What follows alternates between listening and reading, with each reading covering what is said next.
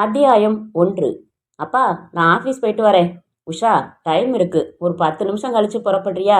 இப்படி வந்து உட்காரு, சொல்கிறேன். என்னப்பா? நேற்று டாக்டர்கிட்ட போயிருந்தேம்மா. கம்ப்ளீட்டாக செக் பண்ணி பார்த்தாரு. லேசாக பிபி இருக்குன்னு அதை கண்ட்ரோல் பண்ணுறதுக்கு மெடிசின் எழுதி கொடுத்தாரு. ஏற்கனவே 2 அட்டாக் வந்த உடம்புங்கிறதுனால ரொம்ப ரொம்ப ஜாக்கிரதையாக இருக்கணும்னு அட்வைஸ் பண்ணுறாரு. அப்படித்தானப்பா இருக்கீங்க? டயட்லாம் கரெக்டாக இருக்கீங்க? வீட்டில் ஃபுல் ரெஸ்ட்டில் தான் இருக்கீங்க? மெயின் ரோட்டுக்கு பக்கத்தில் நமக்கு வீடு அமைஞ்சிருக்கிறதால இந்த டிராஃபிக் சத்தம் தாங்க முடியல உஷா. சில லாரிக்காரன் அடிக்கிற ஹாரன் சத்தத்துக்கு உடம்பு தூக்கியே போடுது. எங்கள் ஆஃபீஸில் எனக்கு ஹவுசிங் லோன் இன்னும் சாங்ஷன் ஆக மாட்டேங்குதுப்பா. அது ஆகிட்டா முகப்பேரில் இருக்கிற நம்ம லேண்டில் சின்னதாக வீடு கட்டிட்டு போயிடலாம். அங்கே உங்களுக்கு ரொம்ப நிம்மதியாக இருக்கும். வீடு கட்டுறது இருக்கட்டும், நான் சொல்ல வந்தது அது இல்லை. நான் தெம்பாக தான் இருக்கேன், நடை உடையில தான் இருக்கேன்.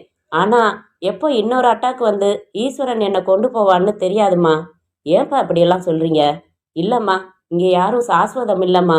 எந்த நேரத்துலையும் எதையும் எதிர்பார்த்து தான் வாழ்க்கை நடத்தணும். தாய் இல்லாத பொண்ணு. உன்னை நான் வளர்த்தேன்னு சொல்கிறது பொய்யுமா. நீயா வளர்ந்த, நீயா படித்த, பார்ட் டைம் வேலை பார்த்துக்கிட்டு உன் செலவுகளை எல்லாம் நீயா பார்த்துக்கிட்ட. இந்த ஃபைனான்ஸ் கம்பெனியில் நீ பார்க்குற இந்த உத்தியோகமும் நீயா தேடிக்கிட்டது தான். நானா செய்ய வேண்டிய ஒரு பெரிய கடமையையாவது என்னை செய்ய விடுமா. 2 3 தடவை பேச்செடுத்தப்ப எல்லாம் இப்போ வேணாம்னு தட்டி கழிச்சிட்ட. உனக்கு வயசு ஏறிக்கிட்டே போகுதேம்மா. நான் கல்யாணம் பண்ணிக்கிட்டு போயிட்டா அப்பாவை யார் பார்த்துப்பாங்கன்னு நீ யோசிக்கிற. அதுக்காக உன்னை வீட்டோட வச்சுக்கிட்டு இருக்கிறது நல்லாவாம்மா இருக்கு? தை வந்தா உனக்கு 22 வயசு நிறையுது உஷா. வேலையில் சேர்ந்து சம்பாரிச்சு நிலம் வாங்கியிருக்கேன். அதில் வீடும் கட்டிடுறேன்ப்பா. 1 வருஷம் போகட்டும். உன் மனசில் உள்ள திட்டத்தை சொல்லிட்ட. அது வரைக்கும் நான் என் உயிரை பிடிச்சு வச்சிருக்கணுமே. அதெல்லாம் எதுவும் ஆகாது. நீங்கள் வீணா மனசை போட்டு குழப்பிக்காமல் இருங்கப்பா. இல்லைம்மா, மதுரையிலேருந்து என் சித்தப்பா பையன் ஒரு ஜாதகம் அனுப்பி வச்சிருக்கான். பையன் டாக்டர். மதுரையில் தனியாக கிளினிக் வச்சு நடத்திக்கிட்டு இருக்கானா. நல்ல குடும்பத்து பையனா. ஒரே ஒரு தங்கச்சி. அவளுக்கு கல்யாணம் ஆகிடுச்சான். வரதட்சணை எதுவும் எதிர்பார்க்கலையாம். பொண்ணு அழகாக இருந்தால் போதும்னு எதிர்பார்க்குறானா. ஜாதகம் பொருந்தி இருந்தா மேற்கொண்டு பேசலாம்னு தபாலில் எழுதியிருந்தான். நேற்று டாக்டர் வீட்டிலேருந்து போய் உன் ஜாதகத்தோட பொருத்தம் பார்த்துக்கிட்டும் வந்தேன் உஷா. 10 பொருத்தம் அம்சமாக இருக்குது. நீ உனக்கு சௌகரியப்பட்ட நாளை சொன்னா நான் பொண்ணு பார்க்க அழைச்சிக்கிட்டு வர சொல்லி தபால் எழுதி போட்டுடுவேன். என்னப்பா இது? நான் தான் 1 வருஷம் போகட்டும்னு சொல்கிறேனே. நான் நல்லா இருக்கிறப்பவே என் பொண்ணுக்கு ஒரு கல்யாணம் பண்ணி பார்க்கணும்னு எனக்கு ஆசை இருக்காதாம்மா? நீ எதை பற்றியும் யோசிக்காம சரின்னு சொல்லுமா. மாப்பிள்ளைய நீயும் பாரு, உனக்கும் பிடிச்சிருந்தாதான். என்ன சொல்கிற? நான் யோசனை பண்ணுறேன்ப்பா. சாயங்காலம் வந்து சொல்கிறேன். அவசரப்பட்டு நீங்கள் தபால் எதுவும் எழுதி போட்டுடாதீங்க. சரிம்மா, நீ புறப்படு, நேரமாச்சு. பஸ்ஸை விட்டுட போற. ஆஃபீஸில் உட்காந்து நல்லா தீர்க்கமாக யோசி, நல்ல முடிவாக சொல்லு. போயிட்டு வரேன்ப்பா. குழாய் ரிப்பேர் பண்ணுறவனை வர சொல்லியிருக்கேன். வந்தானா பாத்ரூமில் டேப்பு லீக் ஆகிட்டே இருக்கு பாருங்க, அதை சரி பண்ண சொல்லுங்க. அத்தியாயம் 2. எக்ஸ்கியூஸ் மீ மேடம், உங்கள் பஸ் போய் 2 நிமிஷம் ஆச்சு. அடுத்த பஸ்ஸு வர்றதுக்கு 15 நிமிஷம் ஆகும். நான் உங்களை கேட்கலையே. இருந்தாலும் ஒரு உதவியாக சொல்லலாம்னு தான். இப்படி கால் கடுக்க பஸ் ஸ்டாப்பில் நிற்கிறதுக்கு ஏன் நாம் 2 பேரும் போய் ஒரு ஐஸ்கிரீம் சாப்பிடக்கூடாது? Mister, mind your business. Business ஏதாச்சும் வச்சு கொடுங்க, கவனிச்சுக்கிறேன். அது வரைக்கும் உங்களை கவனிக்கிறேன். பை என் பேர் மிஸ்டர் இல்லை, அஜய். AJAY. வேணும்னா எழுதி தரட்டுமா? இதோ பாருங்க, நான் உங்களை வான் பண்ணுறது 3வது தடவை. பரவாயில்லையே, நாம் இது வரைக்கும் எத்தனை தடவை மீட் பண்ணியிருக்கோம்னு கரெக்டாக கணக்கு வச்சுருக்கீங்களே. அப்போது நம்ம ஒவ்வொரு சந்திப்பையும் அடிக்கடி நினச்சி ரசிக்கிறீங்கன்னு அர்த்தம். நான்சென்ஸ். பத்தாதுங்க, இன்னும் கொஞ்சம் திட்டுங்க. நேற்று ஒரு புக்கில் படித்தேன். ஒரு பொண்ணு யாரை அதிகமாக திட்டுறாளோ அந்த அளவு மனசுக்குள்ளே அந்த நபர் மேலே பிரியம் வச்சிருக்கான்னு அர்த்தமா. இப்போ உனக்கு என்ன வேணும்? திடீர்னு மரியாதை குறைஞ்சிருச்சே. மேனர்ஸ் தெரியாதவங்களுக்கு மரியாதை தேவையில்லை அப்படியும் சொல்லலாம். அதிக உரிமை உள்ளவங்க கிட்ட மரியாதை அவசியம் இல்லைன்னு சொல்லலாம். ஏன் இப்படி தினம் வந்து கலாட்டா பண்ணுறீங்க? சரி, நாளையிலேருந்து மெட்ரோ வாட்டர் மாதிரி ஒரு நாள் விட்டு ஒரு நாள் வரட்டுமா? நேராக சொல்லுங்க, வாட் இஸ் யுவர் ஐடியா? இப்படி ஒரு கேள்வியை தான் நான் போன ஜென்மத்திலேருந்து எதிர்பார்த்துக்கிட்டு இருக்கேன். அதாவது உஷா, நீங்கள் அழகாக இருக்கீங்க, என்ன அசத்துறீங்க, என்ன பாடா படுத்துறீங்க. இந்த முறைப்பை மட்டும் கழட்டி வச்சுட்டு என்னை பார்த்து சிரிச்சா போதும், என் கூட வந்தா போதும். ஹீரோ ஹோண்டால போகலாம், யாராச்சும் பார்த்துடுவாங்கன்னு நினச்சா மாருதியில் போகலாம், எங்கே வேணாலும் போகலாம். யூ ஆஸ்க் எனி திங், உங்கள் முன்னாடி வைக்கிறேன். நீ நினைக்கிற மாதிரி சீப்பான பொண்ணு இல்லைண்ணா. கடவுளே, நான் எங்கே உங்களை சீப்பாக நினச்சேன்? ப்ரைஸ்லெஸ் ஏஞ்சலாக தானே நினைக்கிறேன். சீப்பாக நினச்சா அட சரதான் வாடின்னு கையை பிடிச்சி இழுத்து காரில் தூக்கி போட்டுக்கிட்டு போயிட மாட்டேனா? இன்னொரு தடவை என்கிட்ட வந்து இந்த மாதிரி அபத்தமாக பேசுன. சுத்தமாக பேசுறது எப்படின்னு சொல்லி தருவீங்களா? நாளைக்கு இதே நேரம் வந்து பேசிப்பாரு, நான் என்ன செய்கிறேன்னு தெரியும். நீங்கள் கூப்பிட்டு நான் வராமல் இருப்பேனா? நாளைக்கு சூரியனுக்கு முன்னால இருந்து நான் இங்கே நிற்பேன் உஷா. ஐயோ, நீங்கள் என்ன செய்ய போறீங்கன்னு தெரிஞ்சுக்க சஸ்பென்ஸாக இருக்கே. ஒரு டாட்டா காமிச்சிட்டு போகக்கூடாதா? ஹலோ, உங்களை தான். Hello hello, good morning. Radha finance limited manager தான் பேசுகிறேன். I am Parasuraman. சொல்லுங்கள் சார். ஆமாம், லாக்கர்ஸ் இன்ட்ரடியூஸ் பண்ண போகிறோம். ஆனால் இப்போ இல்லை, இன்னும் 6 மாதம் ஆகும். முதல்ல 300 லாக்கர்ஸ் இன்ஸ்டால் பண்ணுறோம். எங்கள் ஃபைனான்ஸில் உள்ள சிட் குரூப்ஸில் மெம்பர்ஸாக உள்ளவங்களுக்கும் டெபாசிட்ஸ் பண்ணியிருக்கிறவங்களுக்கும் ஃபர்ஸ்ட் ப்ரிஃபரன்ஸ் கொடுக்குறோம். மினிமம் 1000 ரூபாய் டெபாசிட் பண்ணலாம். Thank you, welcome sir. Good morning sir. உட்காருமா உஷா. நான் வந்ததும் உங்களை வந்து பார்க்க சொன்னீங்களா? ஆமாம்மா, கேஷ் கவுண்டரில் மிஸ்ஸஸ் விஜயா நாளையிலேருந்து மெட்டர்னிட்டி லீவில் போகிறாங்க. அவங்க திரும்ப ஜாயின் பண்ணுற வரைக்கும் கேஷ் கவுண்டர் இன்சார்ஜ் நீ எடுத்துக்கிறியாம்மா? பேங்க் மாதிரி நம்ம ஆஃபீஸில் கஸ்டமர்ஸுக்கு ஒரு குறிப்பிட்ட டைம் இல்லை. நம்ம ஆஃபீஸ் 10 to 5னா 10 to 5 எப்போ வேணாலும் வந்து கேஷ் கட்டலாம்னு சிஸ்டம் வச்சுருக்கீங்க. 4:30 மணிக்கும் 5:30 மணிக்கும் நிறைய பேர் வந்து பணம் கட்டுறாங்க. இதனால் மற்றவங்க எல்லாம் ஆஃபீஸ் முடிஞ்சு போனதுக்கப்புறமும் கேஷில் உள்ளவங்க மட்டும் பணத்தை எண்ணி கணக்கு டேலி பண்ணிட்டு தான் போகணும். அவங்க 6:30 மணிக்கு முன்னாடி புறப்பட முடியாது சார். அதுக்கப்புறம் பஸ் பிடிச்சு வீட்டுக்கு போய் சேர்றப்ப 7, 7:30 ஆகிடும் சார். ஜென்சி யாரையாச்சும் அந்த பொறுப்பை எடுத்துக்க சொல்லலாமே சார்? சொல்லலாம். எல்லாரும் சீனியர்ஸ் என்கிட்ட சரியாக கோஆப்ரேட் பண்ண மாட்டேங்கிறாங்க. நீ சொல்கிற மாதிரி நம்ம கேஷ் கவுண்டரில் 3 மணியோட பணம் கட்டுற டயத்தை லிமிட் பண்ணலாம். பல தடவை கேட்டு பார்த்துட்டேன். கஸ்டமர் சர்வீஸ் தான் முக்கியம்னு சொல்லி போர்டில் ஒத்துக்க மாட்டேங்கிறாங்க. என்னம்மா பண்ண சொல்கிற? சார், என்கிட்ட ஸ்கூட்டர் இருந்தாலும் பரவாயில்ல, பஸ்ஸில் போகிறவ சார்னா எனக்கு சிரமமாக இருக்கும் சார். புரியுதுமா, நீ கொஞ்சம் ஆக்டிவாக ஒர்க் பண்ணுற பொண்ணு. டேலி ஆகாத எவ்வளவோ கணக்குகளை அரை மணி நேரத்தில் மிஸ்டேக்கை கண்டுபிடிச்சு சரி பண்ணியிருக்க. You can handle it. சரி, ஒன்று செய்கிறேன். உனக்கு ஸ்பெஷலாக ஓடி அலவன்ஸ் தரேன். தினம் வீட்டுக்கு போகிறதுக்கு ஆட்டோ சார்ஜ் ஏற்றுக்கிறேன். என்ன சொல்கிற? அப்போ கூட சார், ப்ளீஸ் ஹெல்ப் பண்ணுமா. வேறு யாரையும் நான் உரிமையோடு கேட்டுக்க முடியாது. உங்கள் அப்பாவும் நானும் சிநேகிதர்கள்ங்கிற உரிமையில் சொல்கிறதா வச்சுக்கோ. கொஞ்ச நாளைக்கு தானே, அட்ஜஸ்ட் பண்ணிக்கோ. சரின்னு சொல்லு. சரி சார், உங்கள் வார்த்தைக்காகத்தான் ஒத்துக்கிறேன். தேங்க்ஸ் உஷா. இன்றைக்கே பொறுப்பை எடுத்துக்கோ. என்ன உஷா, கேஷ் பொறுப்பை உன் தலையில் கட்டிட்டாராமே மேனேஜர். என்ன பண்ண சொல்கிற? கிட்டத்தட்ட அழாத குறையாக கெஞ்சுறாரு.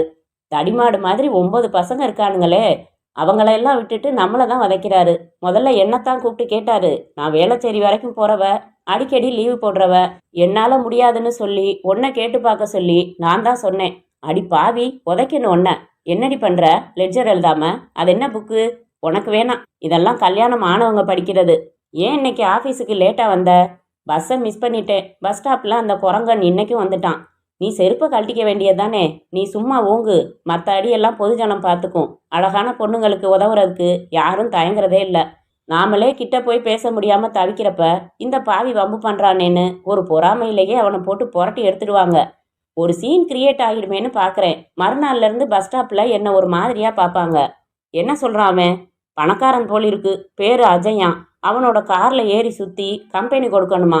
லவ் சமாச்சாரம் இல்லையாம்மா? உனக்கு கிண்டலாக இருக்கா பவானி? தினம் பஸ் ஸ்டாப்பில் நின்று 100 பொண்ணுங்க ஏறுறாங்களே, அத்தனை பேரை விட்டுட்டு உன்கிட்ட வந்து பேசி கலாட்டா பண்ணுறான்னா ஏன்? நீ அழகா இருக்க. இந்த வம்பு உன் அழகுக்கு கிடைக்கிற ஒரு அங்கீகாரம். அது சரி, என் அழகுக்கு ஒரு ரவுடி பையன்கிட்ட இருந்து அங்கீகாரம் கிடைக்கலையேன்னு தான் நான் ஏங்கிக்கிட்டு இருந்தேன். வேற பஸ் ஸ்டாப் வந்து ஏறு. கொஞ்ச நாள் உன்னை தேடி பார்த்துட்டு வேற பொண்ணுக்கு தாவிடுவான். அப்படித்தான் செய்யணும். இந்த பொறுக்கிக்கு பயந்துக்கிட்டு வேற பஸ் ஸ்டாப்புக்கு நான் 5 நிமிஷம் நடக்கணும். வீட்டில இருந்து சீக்கிரமே புறப்படணும். Hello, Radha finance limited. 1 minute please. Usha, இந்தா உனக்கு தான் ஃபோன். உன் ஆள் தான். ஃப்ரீயாக பேசுடி. ஃபோனில் இழுத்து போத்திக்கிட்டு பேசாத. ரேஷன் மாதிரி பேசாத. உனக்கெல்லாம் எதுக்குதான் லவ்வோ. இந்தா. ஹலோ, உஷா பேசுகிறேன். நேற்று ஏன் ஏமாத்தின உஷா? என்ன கைலாஷ் இப்படி கேட்குறீங்க? நேற்று மழை அடித்து கொட்டுச்சே, எப்படி வர்றது? உனக்கு மட்டும்தான் மழை கொட்டுச்சா? குடை எடுத்துக்கிட்டு வர்றது? நான் தெப்பலாம் நனைஞ்சிட்டேன். ஆனால் கூட 7 மணி வரைக்கும் உனக்காக வெயிட் பண்ணி பார்த்து நொந்து போய் வீட்டுக்கு போனேன் தெரியுமா? சாரிப்பா, இப்போ நானே ஃபோன் செய்யலாம்னு இருந்தேன். அதுக்குள்ளே நீங்களே பண்ணிட்டீங்க. இந்த கதையெல்லாம் வேணாம். நிஜமா ஒரு முக்கியமான விஷயம் இருக்குது கைலாஷ். இன்னைக்கு கண்டிப்பாக மீட் பண்ணலாம். இன்னைக்கும் மழை வரும்னு வானிலை அறிக்கையில் சொல்லியிருக்காங்களே உஷா. புயலே வந்தாலும் வரேன். போதுமா? சரி, டைம் சொல்லு. 6 மணி. Okay okay. ஃபோன் எடுத்தது யாரு? அந்த பவானியா? ஆமாம், அதே பவானி தான். ரைட், வச்சிடவா? ஈவினிங் பார்க்கலாம். ஏய் உஷா, சொல்லுடி. எதுக்கு அதே பவானி தான்னு சொல்லிட்டு வச்ச? என்ன கேட்டார் அவரு? அந்த பவானியான்னு கேட்டாரு. அதே பவானி தான்னு சொன்னேன். அந்த பவானியான்னா என்னை பற்றி ஏதோ சொல்லி வச்சிருக்கன்னு அர்த்தம். சொல்லு, என்ன சொல்லி வச்சிருக்க? என் ஆஃபீஸில் பவானின்னு ஒரு கோ ஸ்டாஃப் ரொம்ப அழகாக இருப்பான்னு சொல்லியிருக்கேன். இல்ல டூப்பு அது இல்ல. நிஜத்தை சொல்றியா? காதை தனியா கலட்டி எடுத்துடட்டுமா? ஏய் விடு பவானி, வலிக்குது. சொல்றேன். என் பக்கத்து சீட்ல கல்யாணமாகி பிள்ளை பெத்த பவானி இருக்கா. ஆனா சதா சர்வ நேரமும் புக் படிச்சுக்கிட்டு இருப்பான்னு சொல்லியிருக்கேன். இவ்வளவுதானா? போ, வெறும் புக் படிக்கிறதுக்கே பெருசா பேசுறியே, இன்னும் எவ்வளவோ இருக்கு. ம், உன்கிட்ட சொல்லக்கூடாதுமா, நீ ஊர் பூரா டமாரம் அடிச்சிடுவ. ஆமா, எனக்கு அதுக்கு தான் சம்பளம் தர்றாங்க. வேலையை பாரேன். இரு. கனகா டீச்சர் வீட்டுக்கு டியூஷன் படிக்க வர்ற மகேஷ் என்ன செஞ்சான்னு படிச்சு முடிச்சுட்டு தான் லெட்ஜர் போஸ்டிங். கருமம் பிடிச்சவடி நீ. அத்தியாயம் 3. மணி இப்போ 7:15 உஷா. உன் வாட்ச காமி, அதில் மட்டும் 6 காமிக்குதான்னு பார்க்குறேன். சாரி சாரி சாரி, போதுமா? உங்களை காக்க வச்சு வேடிக்கை பார்க்கணும்னு எனக்கு ஆசையா கைலாஷ்? இன்னைக்கு எனக்கு கேஷ் கவுண்டர் இன்சார்ஜ் ஃபோனில் டைம் சொல்கிறப்ப அதை மறந்துட்டேன். 2 லட்சம் ரூபாயை எண்ணி கணக்கு டேலி பண்ணிட்டு புறப்பட்டு வர்றதுக்குள்ளே போதும் போதும்னு ஆயிடுச்சு. கையெல்லாம் வலிக்குது தெரியுமா? இந்த கைதானே, ஒத்தடம் கொடுத்தா சரியா போயிடும். தரட்டுமா? ஏய், இது லைப்ரரி. சோவாட், காதல் ரெஃபரன்ஸுக்காக நாம் வந்திருக்கோம். யார் வந்து என்ன கேட்க முடியும்? ஒரே ஒரு அவஸ்தை தான், இந்த மாதிரி குசு குசுன்னு ரகசியம் மாதிரி பேசிக்கணும். மற்றபடி ஃபேன் போட்டு சேர் போட்டு லவ்வர்ஸுக்கு எவ்வளவு சௌகரியங்கள் பண்ணி வச்சிருக்காங்க பாரு. பொறையேறிடுச்சா? கேப்பியே, நேற்று லைப்ரரி வாசல்லையே நின்று நனைஞ்சதில் வந்த இருமல். டாக்டர்கிட்ட போனேன். இதுக்கு மருந்து எதுவும் இல்லையாம். காதலின்னு யாராச்சும் இருந்து ஒரு கிஸ் கொடுத்தா சரியா போயிடுமா. சரி, நீ என்ன சொல்ல வந்த? முக்கியமான விஷயம்னு. மதுரையிலேருந்து ஒரு டாக்டரை வர சொல்லலாமான்னு எங்கள் அப்பா என்ன கேட்குறாரு. எதுக்கு? ஏன் இருமலுக்கா? இது 2 நாளில் சரியா போயிடும் உஷா. சீரியஸாக பேசுகிறேன் கைலாஷ். என்ன பொண்ணு பார்க்கறதுக்கு. டாக்டர் என்ஜினியர்னு எவன் வேணாலும் வரட்டும், வந்து பொண்ணு பார்த்துட்டு திரும்பி போகிறப்ப அவன் உடம்புல எல்லா பாகங்களோடவும் போக மாட்டான்னு சொல்லி வை. இந்த சவடாலுக்கு ஒன்றும் குறைச்சல் இல்லை கைலாஷ். எங்கள் அப்பா கிட்ட ஏதேதோ சாக்கு போக்கு சொல்லிக்கிட்டு இருந்தேன். இனிமேயும் நம்ம காதலை பற்றி சொல்லாமல் இருக்க முடியாதுன்னு நினைக்கிறேன். சரி சொல்லேன், நானா வேணாம்னு சொல்கிறேன். உடனே கல்யாணம் பண்ணிக்க சொல்லுவார் கைலாஷ். சொல்லு. கைலாஷ் சரியான வேலை தேடிக்கிட்டு இருக்காரு. அது கிடைச்சதும் தான் கல்யாணம்னு நாங்கள் தீர்மானித்து வச்சுருக்கோம்னு உண்மையை சொல்லு. ப்ராக்டிக்கலாக யோசிப்போமே கைலாஷ். எங்கள் அப்பாவுக்கு ஏற்கனவே 2 தடவை ஹார்ட் அட்டாக் வந்துடுச்சு. இன்னொரு அட்டாக் வந்தால் தாங்கிறது கஷ்டம்னு டாக்டர் சொல்லியிருக்காரு. அதனால தான் நல்லா இருக்கிறப்பவே எனக்கு கல்யாணம் செஞ்சு பார்க்கணும்னு அவர் ஆசைப்படுறது தப்பா? அதுக்காக நம்ம தீர்மானத்தை கொஞ்சம் மாற்றிக்கிட்டா என்ன? எப்படி? நம்ம 2 பேருக்கும் வேலை இல்லைன்னா நீங்கள் சொல்கிறது சரி. என்கிட்ட தான் வேலை இருக்கே, 1500 சம்பாதிக்கிறேன். சிம்பிளாக இதை வச்சு குடித்தனம் செய்யலாம். உங்களுக்கு வேலை கிடைக்கிறப்ப கிடைக்கட்டும். இல்லை உஷா, இது கேட்க நல்லா இருக்கு, சரியா வராது. ஏன் சரியா வராதுன்னு சொல்லுங்க. நான் ஒவ்வொன்றுக்கும் உன்னை எதிர்பார்த்துக்கிட்டு இருக்க வேண்டியிருக்கும். நான் யாரு? பேத்து மனுஷியா? அப்படி இல்லை உஷா. ஒரு ஆம்பளைக்கு அடிப்படையாக இருக்க வேண்டிய தன்மானம் போயிடும். சாரி, நான் அதை இழக்க விரும்பலை. நீங்களும் 4 வருஷமாக முயற்சி பண்ணுறீங்க கைலாஷ். என்ன செய்ய சொல்கிற? 2 கொம்பு இல்லை, மற்றபடி எல்லா தகுதியும் இருக்குது. பொருத்தமான வேலை கிடைக்கலையே. சரி, வேலை வேணாம், ஏதாச்சும் தொழில் பண்ணுங்களேன். விளையாடுறியா? பணம் இல்லாமல் எப்படி தொழில் பண்ணுறது? முகப்பேரில் நான் வாங்கி போட்டிருக்கிற 1 கிரவுண்டு நிலம் இன்னைக்கு 1 லட்சத்துக்கு போகும். அதை விற்று பணம் தரட்டுமா? என்ன கடனாளி ஆக்காத. ஏன் இப்படி ஒதுக்கி வச்சு பேசுறீங்க? சரி, ஒதுக்கலை. எனக்கு இந்த யோசனை பிடிக்கலன்னு வச்சுக்கோ. இதுலேயும் உங்கள் தன்மானம் இடிக்குது. அதான் உண்மையான காரணம். சரி, அதான் தலைக்கணம் தான் ஒருத்தனுக்கு இருக்கக்கூடாது உஷா. தன்மானம் இருக்கலாம். அதை வரப்போகிற பொண்டாட்டிக்கிட்ட கூட பார்க்கணுமான்னு தான் கேட்குறேன்.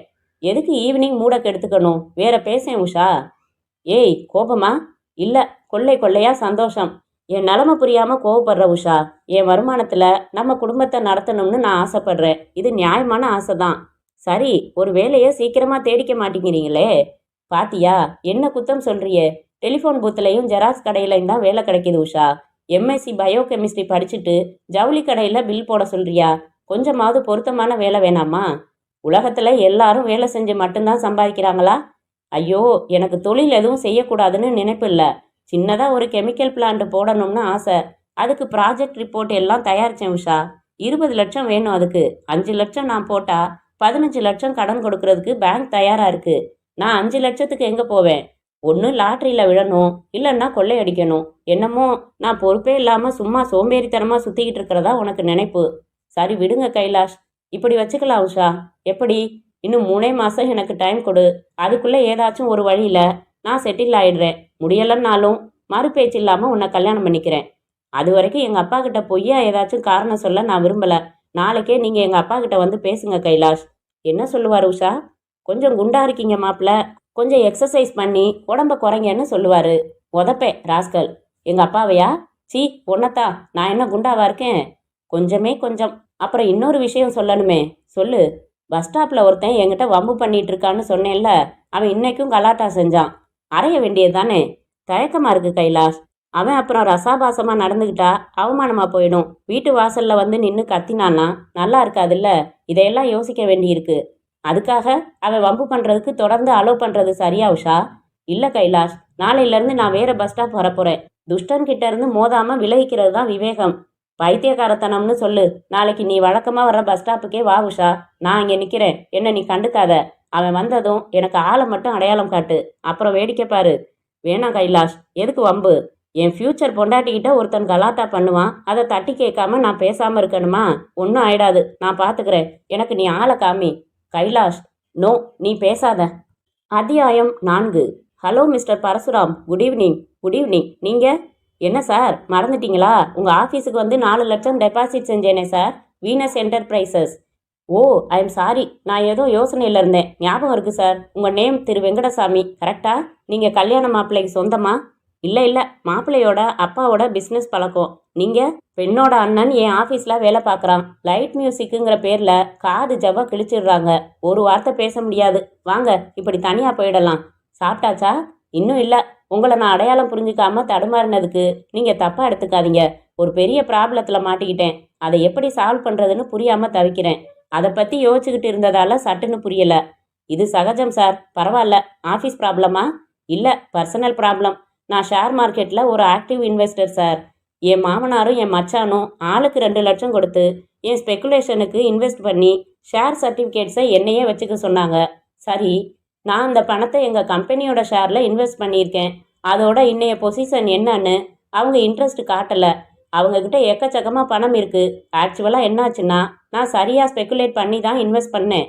ஆனால் இந்த ஹர்ஷத் மேத்தா விவகாரத்தில் ஷேர் மார்க்கெட் கலங்கி போச்சு பாருங்க. அதில் நான் இன்வெஸ்ட் பண்ணின கம்பெனி ஷேர்ஸ் எல்லாம் ராக் பாட்டத்துக்கு வந்து விழுந்துடுச்சு. அடடா, அப்புறம் நானும் வேற ஷேர்ஸில் மாற்றி இன்வெஸ்ட் பண்ணி அசல் தொகையாவது தேத்தி அவங்கக்கிட்ட திருப்பி கொடுத்துடணும்னு பார்க்குறேன். முடியலை. இந்த தகவலை அவங்கக்கிட்ட சொல்லவும் முடியலை. இப்போ அடுத்த மாதம் என் மச்சினிக்கு கல்யாணம் வச்சுருக்காரு. இந்த சந்தர்ப்பத்தில் அவரே கேட்காட்டாலும் அவர் பணத்தை திருப்பி தர வேண்டியதுதான் மரியாதை. 2 லட்சம் போட்டவருக்கு 20,000 திருப்பி தந்தா எப்படி இருக்கும்? அதுக்கு நீங்க என்ன பண்ணுவீங்க? ஷேர் மார்க்கெட்டே ஒரு ஸ்பெகுலேட்டிவ் கேம் தானே. லாபம் வந்திருந்தா நீங்கள அதை எடுத்துக்கிட்டு இருக்க போறீங்க? நீங்க நல்ல எண்ணத்தோட தான் செயல்பட்டீங்க. எதிர்பாராத சரிவுக்கு நீங்க எப்படி பொறுப்பாவீங்க? இதுல நீங்க ஃபீல் பண்றதுக்கு என்ன இருக்கு? நீங்க நியாயத்தை பேசுறீங்க. ஆனா நான் இமேஜை பத்தி நினைக்கிறேன். நம்ம மாப்பிள்ளை திறமையா நம்ம பணத்தை 2 மடங்காக்கி தருவாருன்னு நம்பித்தானே என்கிட்ட கொடுத்தாங்க. என்னதான் நான் காரணம் இல்லைன்னாலும் என் மேலே கொஞ்சம் மதிப்பு குறையத்தானே செய்யும். பணம் போயிடுச்சேன்னு ஒரு வருத்தம் இருக்கத்தானே செய்யும். அதுக்கு எதுவும் செய்ய முடியாது. என் இமேஜ் இறங்காமல் இந்த பிரச்சனையை எப்படி தீர்க்கிறதுன்னு தான் யோசனை பண்ணிக்கிட்டு இருக்கேன். சார், எம்பிஏ படித்தவர் நீங்கள். உங்களுக்கு தெரியாத யோசனையா? வாங்க, சாப்பிட்டுக்கிட்டே பேசலாம். அத்தியாயம் 5.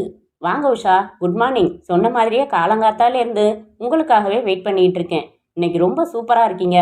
எனக்காக விசேஷமாக மேக்கப் பண்ணிக்கிட்டீங்களா? சொல்லுங்க உஷா, கேட்குறேனில்ல. நான் பதில் சொல்கிறேன் மிஸ்டர் அஜய். நான் உங்ககிட்ட பேசலை. சம்மந்தம் இல்லாமல் தலையிடாதீங்க பிரதர். ஏன் ஆம்பளைங்க கிட்ட பேச மாட்டீங்களா? சம்மந்தம் உள்ளவன்பானா, தாலி கட்ட போகிறவன். என்ன பார்க்குற? பிரதர் தான், மூத்த பிரதர். இவங்க உனக்கு அண்ணி. என்னடா உடம்பு எப்படி இருக்கு? என் ரூட்டில் குறுக்க வரியா? சைட் அடிக்கிறதுக்கு ரூட் பிரித்து வச்சிருக்கியாடா பொறுக்கி. இனிமே இங்கே வந்து கலாட்டா பண்ணுற வேலை வச்சுக்கிட்டா என்ன செய்வ? என் வாய் பேசாது, கைதான் பேசும். ஏன் இப்போ அந்த கை பூ பறிச்சுக்கிட்டு இருக்கா? அவளை நான் தொடுறேன். உன்னால என்ன முடியுமோ பாரு. ஏய் உஷா, வாடி என்னோட. You bloody rascal. இனிமே உங்ககிட்ட அட்வைஸ் பண்ணி பிரயோஜனம் இல்லை. எடுறா கையை. தொட்ட கை முறியறதுக்குள்ள கையை எடுத்துடு. 3 என்றதுக்குள்ள நீ அவ கையை விடலன்னா ஒத்த கையோட தான் வீட்டுக்கு போவ. 1 2 3. ஐயோ கைலாஷ், விட்டுடுங்க. ஏதாச்சும் விபரீதமாயிட போகுது. நீ நகர்ந்துக்க உஷா. உதச்சுதான் சில ஜென்மங்களை திருத்த முடியும். அம்மா, வேணாம் கைலாஷ், வாங்க போயிடலாம். அவனை விடுங்க. எலும்பு முறிஞ்சு ஏடா குடமாயிட போகுது. டேய் சொல்டா, என்னை மன்னிச்சிடுங்க சிஸ்டர்னு சொல்டா. சொல்றியா இல்லை உன் கழுத்தை அப்படியே திருவிடட்டுமா? உள்ள ஏதோ முறியற மாதிரி கேட்கல. வேணாம், விட்டுடு. நான் செஞ்சது தப்பு, முடியல, விட்டுடு. மன்னிப்பு கேள்டா மைனரு. சிஸ்டர், என்னை மன்னிச்சுக்கம்மா. எந்திரிடா. இனிமே இந்த பக்கம் வருவியா? மாட்டேன், வரமாட்டேன். போடா, ஓடு. இனிமே என் கண்ணில் என்னைக்கு பட்டாலும் உதப்பேன். கேட்க ஆள் இல்லைன்னு ரவுடித்தனம் பண்ணுறது. என்னையா, என்ன இங்கே கூட்டம்? இத்தனை பேர் நிற்கிறீங்கல்ல, யாராச்சும் ஒருத்தர் அவனை அதட்டுனீங்களா? வேடிக்கை பார்க்க மட்டும் வந்துருங்க. போங்கய்யா உங்கள் வேலையை பார்த்துக்கிட்டு. சரி வாங்க கைலாஷ், அந்த மெடிக்கல் ஷாப் போகலாம், நடங்க. எதுக்கு? உங்க முழங்கைய பாருங்க, ரத்தம். பரவாயில்ல விடு, சின்ன காயம்தான். இல்ல டிஞ்சர் போட்டுடலாம், சொல்றத கேளுங்க. இதுக்கு தான் உங்களை இங்க வர வேணாம்னு சொன்னேன். வாயால மிரட்டுறதை விட்டுட்டு பாருங்க முரட்டுத்தனமா இறங்கிட்டீங்க. நான் முதல்ல பொறுமையா வாயால தானே சொன்னேன். என் கண்ணு முன்னாடியே உன் கையை பிடிச்சா எனக்கு ஆத்திரமா வராதா? அதுக்காக இப்படியா கண்ணு மண்ணு தெரியாம போட்டு அடிப்பாங்க? பாவம், நல்ல அடி, நொண்டிக்கிட்டே தான் போனான். ஒரு தடவை இந்த மாதிரி வாங்கினாதான் இந்த மாதிரி பசங்களுக்கு புத்தியில உரைக்கும் உஷா. அவன் என் மேலேயும் உங்க மேலேயும் வன்மம் வச்சிடுவானேங்கிறது தான் என்னோட கவலை. அட நீ வேற, இதெல்லாம் சும்மா வெத்து வேட்டு. புசு புசுன்னு புகை தான் வரும், கடைசி வரைக்கும் வெடிக்காது. சரி டைம் ஆச்சு, நீ பஸ்ஸை எதிர்பார்க்க வேணாம், ஆட்டோ பிடிச்சு போயிடுறியா? முதல்ல உங்க காயத்துக்கு மருந்து போட்டுடலாம் கைலாஷ், அது நான் வீட்டில் போய் பார்த்துக்கிறேன். நீ போயிட்டு வா, நேரமாச்சு உனக்கு. அத்தியாயம் 6. வணக்கம் சார், என் பேர் கைலாஷ். வணக்கம் தம்பி, உட்காருங்க. நீங்க வருவீங்கன்னு என் பொண்ணு சொன்னா. பக்கத்துல தான் மருந்து கடை வரைக்கும் போயிருக்கா, இப்போ வந்துருவா. நீங்க அவளோட ஆஃபீஸில் வேலை பார்க்குறீங்களா? இல்லை சார், நான் எம்எஸ்சி பயோகெமிஸ்ட்ரி படிச்சிருக்கேன். உத்தியோகத்துக்காக முயற்சி பண்ணிக்கிட்டு இருக்கேன். நான் இப்போ உஷாவை பார்க்க வரல சார், உங்களை தான் பார்க்க வந்தேன். என்னையா? சார், உஷா என்னை பற்றி என்ன சொல்லி வச்சிருக்கான்னு எனக்கு தெரியாது. ஆனால் நான் பொய் எதுவும் பேச விரும்பல. நானும் உஷாவும் ஒருத்தர் மனப்பூர்வமாக விரும்புகிறோம். அப்படியா? ஒரு முக்கியமான விஷயம் பேசுறதுக்காக எனக்கு வேண்டிய ஒருத்தர் வருவார்னு மட்டும்தான் உஷா சொல்லியிருந்தா. தம்பி, நீங்கள் எடுத்த எடுப்பில் எனக்கு வேலை இல்லைன்னு சொன்ன நேர்மை பிடிச்சிருக்கு. அம்மா அப்பாலாம் இருக்காங்களா? இருக்காங்க சார். அப்பா ஒரு மரக்கடையில் கணக்கு எழுதிக்கிட்டு இருக்காரு. எனக்கு ஒரு அண்ணன் ஒரு அக்கா, 2 பேருக்கும் கல்யாணம் ஆயிடுச்சு. அண்ணன் சிவகாசியில் ஒரு லித்தோ ப்ரெஸ் வச்சு நடத்துறாரு. அக்காவை தரங்கம்பாடியில் கொடுத்துருக்கு.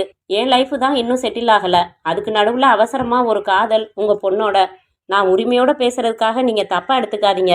நாங்கள் 3 வருஷமாக லவ் பண்ணுறோம். பொறுமையாக என் சூழ்நிலைகளுக்கு அனுசரித்து உஷா காத்துக்கிட்டு இருக்கா. தம்பி, என் பொண்ணு விருப்பப்படி தான் இந்த குடும்பம் நடந்துக்கிட்டு இருக்கு. அவள் தான் நடத்திக்கிட்டு இருக்கான்னு சொல்லணும். அவள் வாழ்க்கையை பற்றி தீர்மானிக்கிற முழு உரிமையும் அவளுக்கு இருக்கு. அவள் உங்களை விரும்பினா அதான் என் விருப்பமோ. என் சம்மதம் அவள் முடிவுகளுக்கு எப்பவும் உண்டு. ஏன்னா அவள் எப்பவும் தப்பான முடிவுகளை எடுக்க மாட்டா. ரொம்ப சந்தோஷம் சார். உங்கள் பொண்ணை பற்றி ரொம்ப நல்லா புரிஞ்சு வச்சுருக்கீங்க நீங்கள். என் உடல்நிலையை பற்றி உங்ககிட்ட உஷா பேசியிருக்காளா? தெரியுங்க, எல்லாம் பேசியிருக்கோம். நீங்கள் உஷாவை சீக்கிரம் கல்யாணம் பண்ணி வைக்கணும்னு ஆசைப்படுறதும் தெரியும். நீங்கள் கல்யாணம் செய்துக்கிட்டு அப்புறம் வேலை தேடுங்களேன் தம்பி. இல்லைங்க, அது அவ்வளவு கௌரவமாக இருக்காதுன்னு நான் நினைக்கிறேன். புருஷன் பொண்டாட்டிக்குள்ள பரிபூர்ண அந்யோன்யம் இருக்கணும். அதே சமயம் அவங்களுக்குள்ள தன்மானத்தையும் உதிர்த்திடக்கூடாதுங்கிறது என் அபிப்பிராயங்க. ஒரு 3 மாசத்துல எப்படியாவது ஒரு வகையில் செட்டில் ஆகிறேன்னு உஷா கிட்ட சொல்லியிருக்கேன். ரொம்ப தீவிரமாக முயற்சிகளில் இறங்கிட்டேன் சார். நீங்கள் சொல்கிறதுலேயும் ஒரு நியாயம் இருக்குது தம்பி. அந்த மருந்து இங்கே எங்கேயும் கிடைக்கலப்பா. நாளைக்கு நான் ஆஃபீஸ் போகிறப்ப. அட, நீங்கள் எப்போ வந்தீங்க? அப்பா, இவர் பேர் கைலாஷ். நாங்கள் சம்மந்தம் பேசி முடிச்சாச்சு. தட்டு மாற்றிக்க வேண்டியதான் பாக்கி. கல்யாண பொண்ணு சொஜ்ஜி பஜ்ஜி காப்பியெல்லாம் கொடுக்கறத விட்டுட்டு எங்கே போன? கைலாஷ், சும்மா இருங்க. அப்பா, எல்லாம் சொல்லிட்டார் உஷா. இன்னும் 3 மாசத்துல உன்னை கல்யாணம் செய்துக்கிறேன்னு சொல்லியிருக்காரு. உனக்கு சரின்னு படுற ஒரு விஷயத்துல நான் எப்பவாவது மறுத்து சொல்லியிருக்கேனா? அப்பா, ரொம்ப சந்தோஷம்ப்பா. இதை சொல்றதுக்கு தயங்கிக்கிட்டு தான் அப்புறம் பண்ணிக்கிறேன்னு சாக்கு போக்கு சொன்னியா நீ? நிக்கிறியே, போமா. மாப்பிள்ளைக்கு ஏதாச்சும் சாப்பிட்றதுக்கு எடுத்துட்டு வா. இல்லை மாமா, இந்த மாப்பிள்ளை அப்படியெல்லாம் ஃபார்மாலிட்டிஸ் எதிர்பார்க்குறவ இல்லை. சமையல் கட்டிலேயே போய் பழைய சாதம் எடுத்து வச்சு சாப்பிடுவாரு. இதோ வந்துட்டேன். கைலாஷ், என்ன இது, விடுங்க. அப்பா அங்கே கூடத்துல எல்லாம் இருக்காரு. எப்படி உங்க அப்பா என்ன மாப்பிள்ளைன்னு கூப்பிட்டாரு பத்தியா? அந்த மரியாதையை காப்பாத்திக்க வேணாமா? நல்ல பிள்ளையா போய் அவர் பக்கத்துல உட்காருங்க. காப்பி போட்டு எடுத்துட்டு வரேன். உங்க அப்பா நம்ம கல்யாணத்துக்கு சம்மதம் சொன்னது எவ்வளவு ஸ்வீட்டான விஷயம். அதுக்கு காப்பி தரேங்கிறியே. காட்டுங்க, சக்கரை போடுறேன். அத்தியாயம் 7. உஷா, மத்தியானம் லஞ்சு என்ன எடுத்துட்டு வந்திருக்க? தயிர் சாதம். ஏன் பவானி? அதை பியூனுக்கு கொடுத்துடு. நாம 2 பேரும் பக்கத்து ஹோட்டல்ல போய் சாப்பிடலாம். ஏன், என்னடி விஷயம்? உங்ககிட்ட ரகசியமா ஒரு விஷயம் சொல்லணும், இல்லைன்னா மண்டை வெடிச்சிடும். இல்ல, நான் வரல. எனக்கு உன் மண்டை வெடிக்கிறத பார்க்கணும்னு ஆசையா இருக்கு. கழுத்தறுப்பியே. சரி, மத்தியானம் வரைக்கும் கூட என்னால் தாங்க முடியாது. இப்பவே சொல்லிடுறேன். சரி சொல்லு. பேனாவை மூடி வைடி, கணக்கு அப்புறம் போடலாம். ஆனால் ஒரு கண்டிஷன். என்ன? என்னை பற்றி நீ மட்டமாக நினைக்கக்கூடாது. இனிமேதானா? பாத்தியா, உன்னை கோச்சுக்கிறது கூட மனசு வரல உஷா. நான் அவ்வளவு குஷி மூடில் இருக்கேன். சரி, என்னன்னு சீக்கிரம் சொல்லி தொலை. உன் ஆள் கைலாஷோட எது வரைக்கும் போயிருக்க? லைப்ரரி வரைக்கும் போயிருக்கேன்.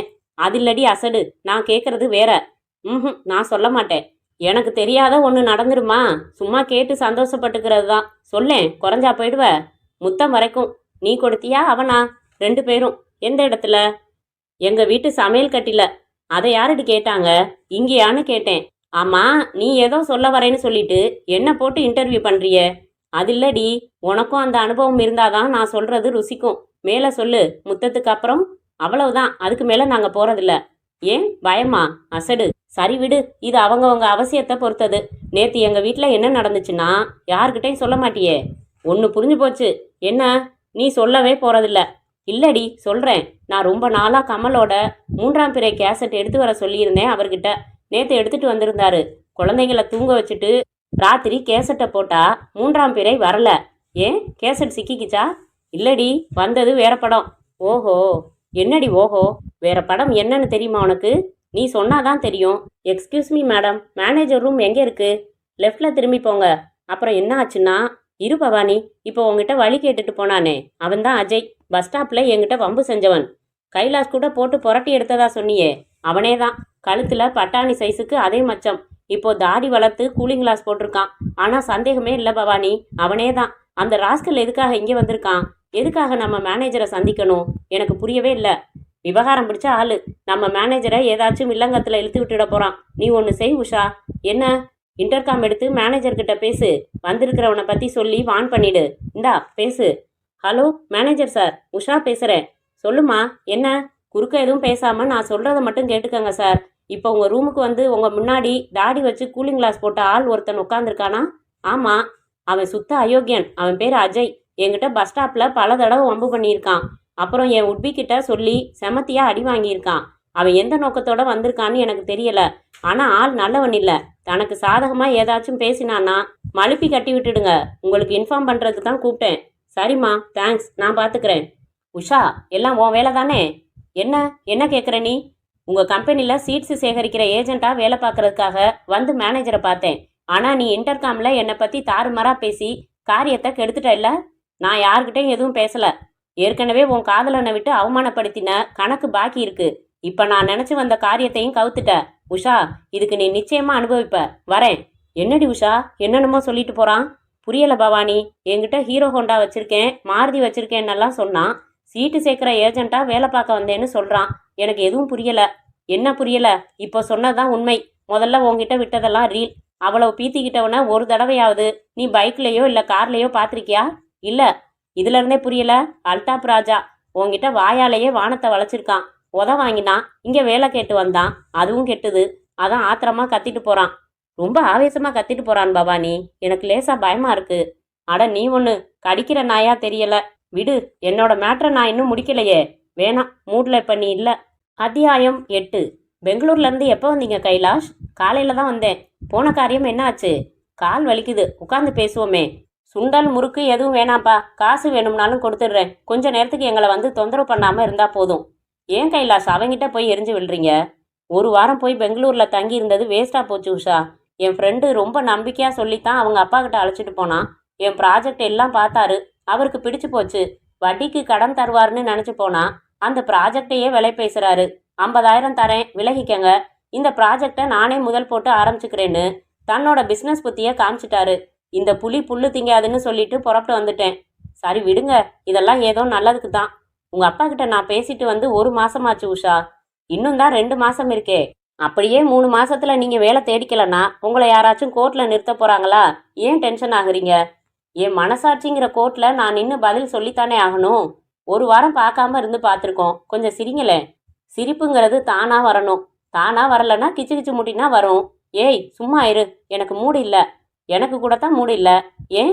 அன்னைக்கு ஆஃபீஸில் வந்து கத்திட்டு போனான் இல்லை அந்த அஜய்? ஆமாம். அவன் 2 நாளைக்கு முன்னாடி இந்த லெட்டர் போட்டிருக்கான் என் ஆஃபீஸ் அட்ரஸுக்கு.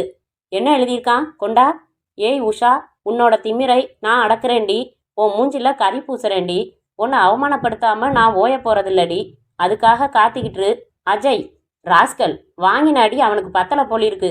அவ்வளவு துணிச்சல் உள்ளவனா இருந்தா அவன் அட்ரஸை கொடுத்துருக்கணும். இதில் நீங்கள் வேற ஊரில் இல்லை. இந்த லெட்டர் வந்ததுலேருந்து 2 நாளாக நான் திக்கு திக்குன்னு தான் ஆஃபீஸ் போயிட்டு வந்தேன். இந்த அஜய் யாரு? அவன் எங்கே இருக்கான்? எனக்கு தெரியாது கைலாஷ். பஸ் ஸ்டாப்பில் வந்து வந்து கலாட்டா பண்ணுவான். அஜய் தான் அவன் நிஜ பேரான்னு கூட எனக்கு தெரியாது. இந்த லெட்டரை வச்சு போலீஸில் ஒரு புகார் கொடுத்து வச்சிடலாமா? இதுக்கு அவ்வளவு தூரம் முக்கியத்துவம் கொடுக்கணுமா கைலாஷ்? ஆஃபீஸில் கத்திட்டு போனதோட விட்டுருந்தான்னா பரவாயில்ல. எதுக்காக இந்த மாதிரி தபால் போடணும்? 2 நாள் நான் அந்த பஸ் ஸ்டாப்பில் அங்கே இங்கே கண்ணில் சிக்கிறானான்னு பார்க்குறேன். கிடச்சான்னா தரதரன்னு இழுத்துட்டு போய் ஸ்டேஷனில் விட்டுடுறேன். கைலாஷ், அவன் என்கிட்ட வம்பு பண்ணினதுல கூட ஏதோ ஒரு உள்நோக்கம் இருக்குமோன்னு நினைக்கிறேன். பெரிய பணக்காரன் மாதிரி பேசினா, இங்க எங்க மேனேஜர் கிட்ட வந்து ஏஜென்ட் ஆகணும்னு கேட்குறான். ஏதோ நெருடல உங்களுக்கு? வாஸ்தவம் தான், ஆனா என்னன்னு புரியலையே. காலையில ஆபீஸ் போறப்ப எனக்கு எந்த பயமும் இல்லை. ராத்திரி வீட்டுக்கு புறப்படுறப்போ 6:30க்கு மேல ஆயிடுது. 2-3 நாளைக்கு நீங்க எனக்கு ஆபீஸ்ல இருந்து வீடு போற வரைக்கும் ஆட்டோல துணையா வரீங்களா கைலாஷ்? நிச்சயமா வரேன் உஷா, தைரியமா இரு. அத்தியாயம் 9. சொல்லுப்பா, அந்த பங்களால முதலாளியோட மோதிரத்தை நீ தான் திருடுனியா? இல்லைங்க சார், சத்தியமா திருடல சார். எங்க ஆத்தா மேல சத்தியமா நான் திருடல சார். நீ தான் அந்த மோதிரத்தை திருடிட்டதா உன் முதலாளி புகார் கொடுத்துருக்காரே தம்பி. அது பொய் சார், என்னை நம்புங்க சார். என்னங்க தயாளன், திருட்டு பயல கன்னத்துல 4 அறை கொடுத்து விசாரிக்க சொன்னான். என்னமோ தம்பி அண்ணன்னு உறவு முறை கொண்டாடிக்கிட்டு இருக்கீங்களே. ஒரு சின்ன திருட்டு கேஸை கூட இந்த இன்ஸ்பெக்டர் எத்திராஜ் வந்து விசாரிக்கணுமா? ஒத்துங்க, இப்ப பய கக்க போறான் பாருங்க. ஏண்டா டேய் திருட்டு நாயே, நடிக்கிறியா? பெல்ட் அடி வாங்கி பார்த்திருக்கியா நீ? சார் வேணாம், சின்ன பையன் சார், பிஞ்சு தாங்க மாட்டான். திருட்டு பயலை உதைக்காம எப்படி விசாரிக்கிறது? பிஞ்சு காய் பூன்னு பேசிட்டு இருக்கீங்க. அனாதை இல்லத்துல இருக்க வேண்டிய ஆலியா நீரு. உமக்கெல்லாம் காக்கி சட்டை கொடுத்து 2 நட்சத்திரமும் கொடுத்து குத்திக்க சொன்னவங்கள சொல்லணும். நீங்க அப்படி போய் உட்காருங்க, இந்த பயலை நான் விசாரிச்சுக்கிறேன். டேய் சொல்றானா? ஐயோ அம்மா வலிக்குது சார். வலிக்கிறதுக்கு தாண்டா அடிக்கிறது. Sir this is too much. ஒரு சின்ன பையனை போட்டு இப்படி காட்டடி அடிக்கிறீங்களே, சட்டப்படி இது தப்பு சார். ஜூனியர் நீங்க, சீனியர் எனக்கு சட்டம் சொல்லி தரீங்களா தயாளன்? இன்னையிலேருந்து தினம் 1 மணி நேரம் உங்ககிட்ட டியூஷன் எடுத்துக்கட்டுமா? இன்ஸ்பெக்டர் சார், அந்த பையனை அடிக்காதீங்க.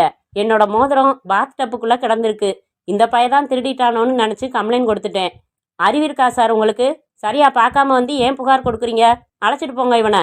என்ன சீனியர் சார், இவனை போட்டு இந்த அடி அடிச்சிங்களே. அவன் தப்பு செய்யலைன்னு ஆயிடுச்சு. ஆனால் அவனோட வலிக்கு என்ன பதில்? வலிக்கெல்லாம் என்னையா பதில் சொல்ல முடியும்? மருந்து போட்டுக்க வேண்டியதான். Hello, S inspector Ethiraj speaking. எங்கே, எப்போ? சரி, நாங்கள் உடனே வரோம். என்ன சார்? ராதா ஃபைனான்ஸ் லிமிடெட் ஆஃபீஸில் ஒரு முகமூடி கொள்ளக்காரன் புகுந்து துப்பாக்கி காட்டி மிரட்டி கேஷ் 3 லட்சத்தை கொள்ளையடிச்சிட்டு போயிட்டானா. வாங்க தயாளன், ஹரியப். நான் எதுக்கு சார்? அனாதை இல்லத்தில் இருக்க வேண்டிய ஆளுன்னா. நீங்கள் போயிட்டு வாங்க. நம்ம சண்டையை வச்சுக்கிறதுக்கு இதுவா நேரம்? அட ஒரு அவசரத்துக்கு எனக்கு மக்கராயிடும். வாங்கய்யா. ஃபோன் செஞ்சது யாரு? நான் தான் சார். என் பேர் பரசுராமன். நான் தான் இந்த ஆஃபீஸுக்கு மேனேஜர். என்ன நடந்துச்சு சொல்லுங்க. 1 மணி நேரத்துக்கு முன்னாடி, அதாவது 4:30 இருக்கும், 5 மணிக்கு ஆஃபீஸை மூடிடுவோம். க்ளோசிங் பரபரப்பில் எல்லாரும் இருந்தப்போ திடீர்னு வந்த ஆள் கையில் துப்பாக்கியோட உள்ள நுழைஞ்சான். கருப்பு கலரில் கண் மட்டும் தெரிகிற மாதிரி ஒரு முகமுடி போட்டிருந்தான். உள்ளே வந்ததும் முதல் காரியமாக கதவை மூடினான். நான் என் ரூம் கண்ணாடி ஜன்னல் வழியா அவனை பார்த்துட்டு உடனே உங்களுக்கு ஃபோன் பண்ணுறதுக்காக ஃபோனை எடுத்தேன். என்னோட 2 ஃபோனுமே டெட்டாக இருந்துச்சு. துப்பாக்கி முனையில் எங்கள் ஆஃபீஸ் ஸ்டாஃப் அத்தனை பேரையும் மிரட்டி கையை தூக்க சொன்னான், என்னையும் சேர்த்து தான். அப்புறம் எங்கள் அத்தனை பேரையும் ரெக்கார்ட்ஸ் ரூமுக்குள்ளே போக சொன்னான். 10 நிமிஷத்துக்கு யாரும் சத்தம் போடக்கூடாது, போட்டா இந்த பில்டிங்கையே குண்டு வச்சு வெடிச்சிடுவேன்னு மிரட்டினான். அவன் சொல்கிறபடியெல்லாம் நடக்கிறத தவிர எங்களுக்கு வேற வழி இல்லை. நாங்கள் இருந்த ரெக்கார்ட்ஸ் ரூம் கதவை மூடி பூட்டினான். அதுக்கப்புறம் 10 நிமிஷம் இடைவெளி கொடுத்து நாங்கள் எல்லாருமா சேர்ந்து கதவை தட்டினோம். உதவிக்கு யாருமே வரல. ஏன்னா ஆஃபீஸோட வெளிவாசல் கதவை அவன் மூடிட்டு போயிட்டான். நாங்கள் அரை மணி நேரம் போராடி கதவை உடச்சிக்கிட்டு வெளியில் வந்தோம். 3,20,000 ரூபாய் கேஷ், இன்னைக்கு காலையிலேருந்து வந்த பணம். அதை அப்படியே கொள்ளையடிச்சிட்டு போயிட்டான் இன்ஸ்பெக்டர். அப்புறம் நான் பக்கத்து பில்டிங்லேருந்து உங்களுக்கு ஃபோன் செஞ்சேன். வந்தது எத்தனை பேர்? ஒரே ஒருத்தன் தான் சார். அவனை பார்த்ததும் எனக்கு பிபி எகிரிடுச்சு. தமிழ் தான் பேசினானா? ஆமாம் சார். என்ன கலர் ட்ரெஸ் போட்டிருந்தான்? கருப்பு கலர் காட்ராய் பேண்ட்டும் கருப்பு கலர் ஷர்ட்டும் போட்டிருந்தான். கருப்பு கலரில் முகமூடி. அந்த டிஷர்ட்டில் ஏதாச்சும் வேர்டிங்ஸ் இருந்ததா? தயாளன், நான் தான் கேட்டுக்கிட்டு இருக்கேனே, நீங்கள் ஏன் நடுவில் நுழையிறீங்க? கொள்ளை நடந்து 1 மணி நேரம் ஆச்சு. இந்த நேரம் அவன் எங்கேயோ போயிருப்பான். எதுக்கும் நீங்கள் கருப்பு பேண்ட் கருப்பு சட்டை அடையாளங்களை சொல்லி இந்த ஆஃபீஸ் வாசலில் பக்கத்தில் எதிரில் யாராச்சும் அவன் வந்தது போனதை பார்த்தாங்களான்னு விசாரிச்சுட்டு வாங்க. இன்னும் கொஞ்சம் அடையாளங்கள் கேட்டுக்கலாம் சார் முதல்ல. அதான் முகமுடி போட்டிருந்தான்னு சொல்கிறாங்களே, அப்புறம் என்ன அடையாளத்தை எதிர்பார்க்குறீங்க? வேற எவ்வளவோ இருக்கே. ஷூ போட்டிருந்தானா, பெல்ட் போட்டிருந்தான் ஷூ போட்டிருந்தானா, பெல்ட் போட்டிருந்தானா, வாட்ச் கட்டியிருந்தானா, மோதிரம் போட்டிருந்தானா, அவனுக்கு 6வது விரல் எதுவும் இருந்துச்சா? துப்பாக்கி முனையில் மிரட்டுறப்ப இதையெல்லாம் தான் இவர் கவனிச்சிட்டு இருப்பாரா? இவர் ஒருத்தர் மட்டும் அவனை பார்க்கல சார். இங்கே வேலை பார்த்துக்கிட்டு இருந்த அத்தனை ஸ்டாஃபும் பார்த்துருக்காங்க. ஒவ்வொருத்தரும் ஒவ்வொரு விஷயத்த கவனிச்சிருக்கலாம். எல்லாரும் இங்கே தானே இருக்காங்க, யாரும் வீட்டுக்கு போயிடலையே. இல்லை, எல்லாரையும் இருக்க சொல்லியிருக்கேன். மாடியில் லஞ்சு ஹால் இருக்கு, அங்கே எல்லாரும் காஃபி சாப்பிட்டுட்டு ரிலாக்ஸ் பண்ணிட்டு இருக்காங்க. எல்லாரும் நெர்வஸ் ஆகிட்டாங்க. உங்கள் ஸ்டாஃப் மொத்தம் எத்தனை பேர்? என்னை தவிர 9 gents clerks, 4 ladies, 2 office boys. இதில் 2 பேர் இன்னைக்கு லீவு. அவங்களெல்லாம் வர சொல்லட்டுமா? விசாரிக்கிறீங்களா? நீங்கள் சொல்கிற மாதிரி ஒவ்வொருத்தரும் ஒவ்வொரு விஷயத்த கவனிச்சிருக்கலாம். வர சொல்லுங்க. எல்லாரும் ஒரே நேரத்தில் இங்கே வந்தா அவங்களுக்குள்ளேயே அப்படி இல்லை இப்படி இல்லைன்னு பேசி கன்ஃபியூஸ் பண்ணுவாங்க. ஒவ்வொருத்தராக வர சொல்லுங்க. அப்புறம் எங்களுக்கு சூடாக காஃபி சொல்லுங்க. எங்கள் இன்ஸ்பெக்டருக்கு ஒரு packet Gold Flake king size cigarette packet ஒன்று. கரெக்ட் தானே சார்? தயாளன், நீங்கள் கரெக்டாக தான் விசாரிக்கிறீங்க. ஆனாலும் நான் ஒருத்தன் இருக்கேன்றதை மறந்துடுறீங்க. இல்லை சார், உங்களுக்கு தானே சிகரெட் சொன்னேன். டிசிக்கு சொல்லுங்க சார். அது நீங்கள் தானே பேசணும். அஃப்கோர்ஸ், டயல் பண்ணி கொடுங்க. இங்கே தான் 2 ஃபோனையும் லைன் கட் பண்ணிட்டு தானே அவன் உள்ளே வந்திருக்கான். பக்கத்து பில்டிங்கில் இருக்குன்னு சார் சொன்னாரே, நீங்கள் பண்ணிட்டு வந்துடுங்க. அது வரைக்கும் நான் சில பேரை விசாரிச்சுக்கிட்டு இருக்கேன். ஷார்ப்பாக விசாரிங்க. பதில எல்லாம் மனசுலேயே தேக்கி வச்சுக்காம எழுதிக்கங்க. நான் போயிட்டு வந்துடுறேன். நீங்கள் சொல்லுங்க சார். அந்த டிஷர்ட்டில் ஏதாச்சும் எழுதி இருந்துச்சா? பாக்கெட் பகுதியில் ஏதோ எழுதி இருந்துச்சுன்னு நினைக்கிறேன். என்னன்னு புரியல. மற்றவங்கள கேட்டு பாருங்க. சரி, இந்த ஆஃபீஸில் இந்த ரூம், அந்த ஹால், ரெக்கார்ட்ஸ் ரூம் தவிர மாடியில் ஒரு ஹால், அவ்வளவுதானா? மாடியில் ஒரு பாத்ரூம், லெட்டின் இருக்கு சார். ஒரு நாளைக்கு உங்களுக்கு ஆவரேஜா என்ன கவுண்டர் கலெக்ஷன் இருக்கும்?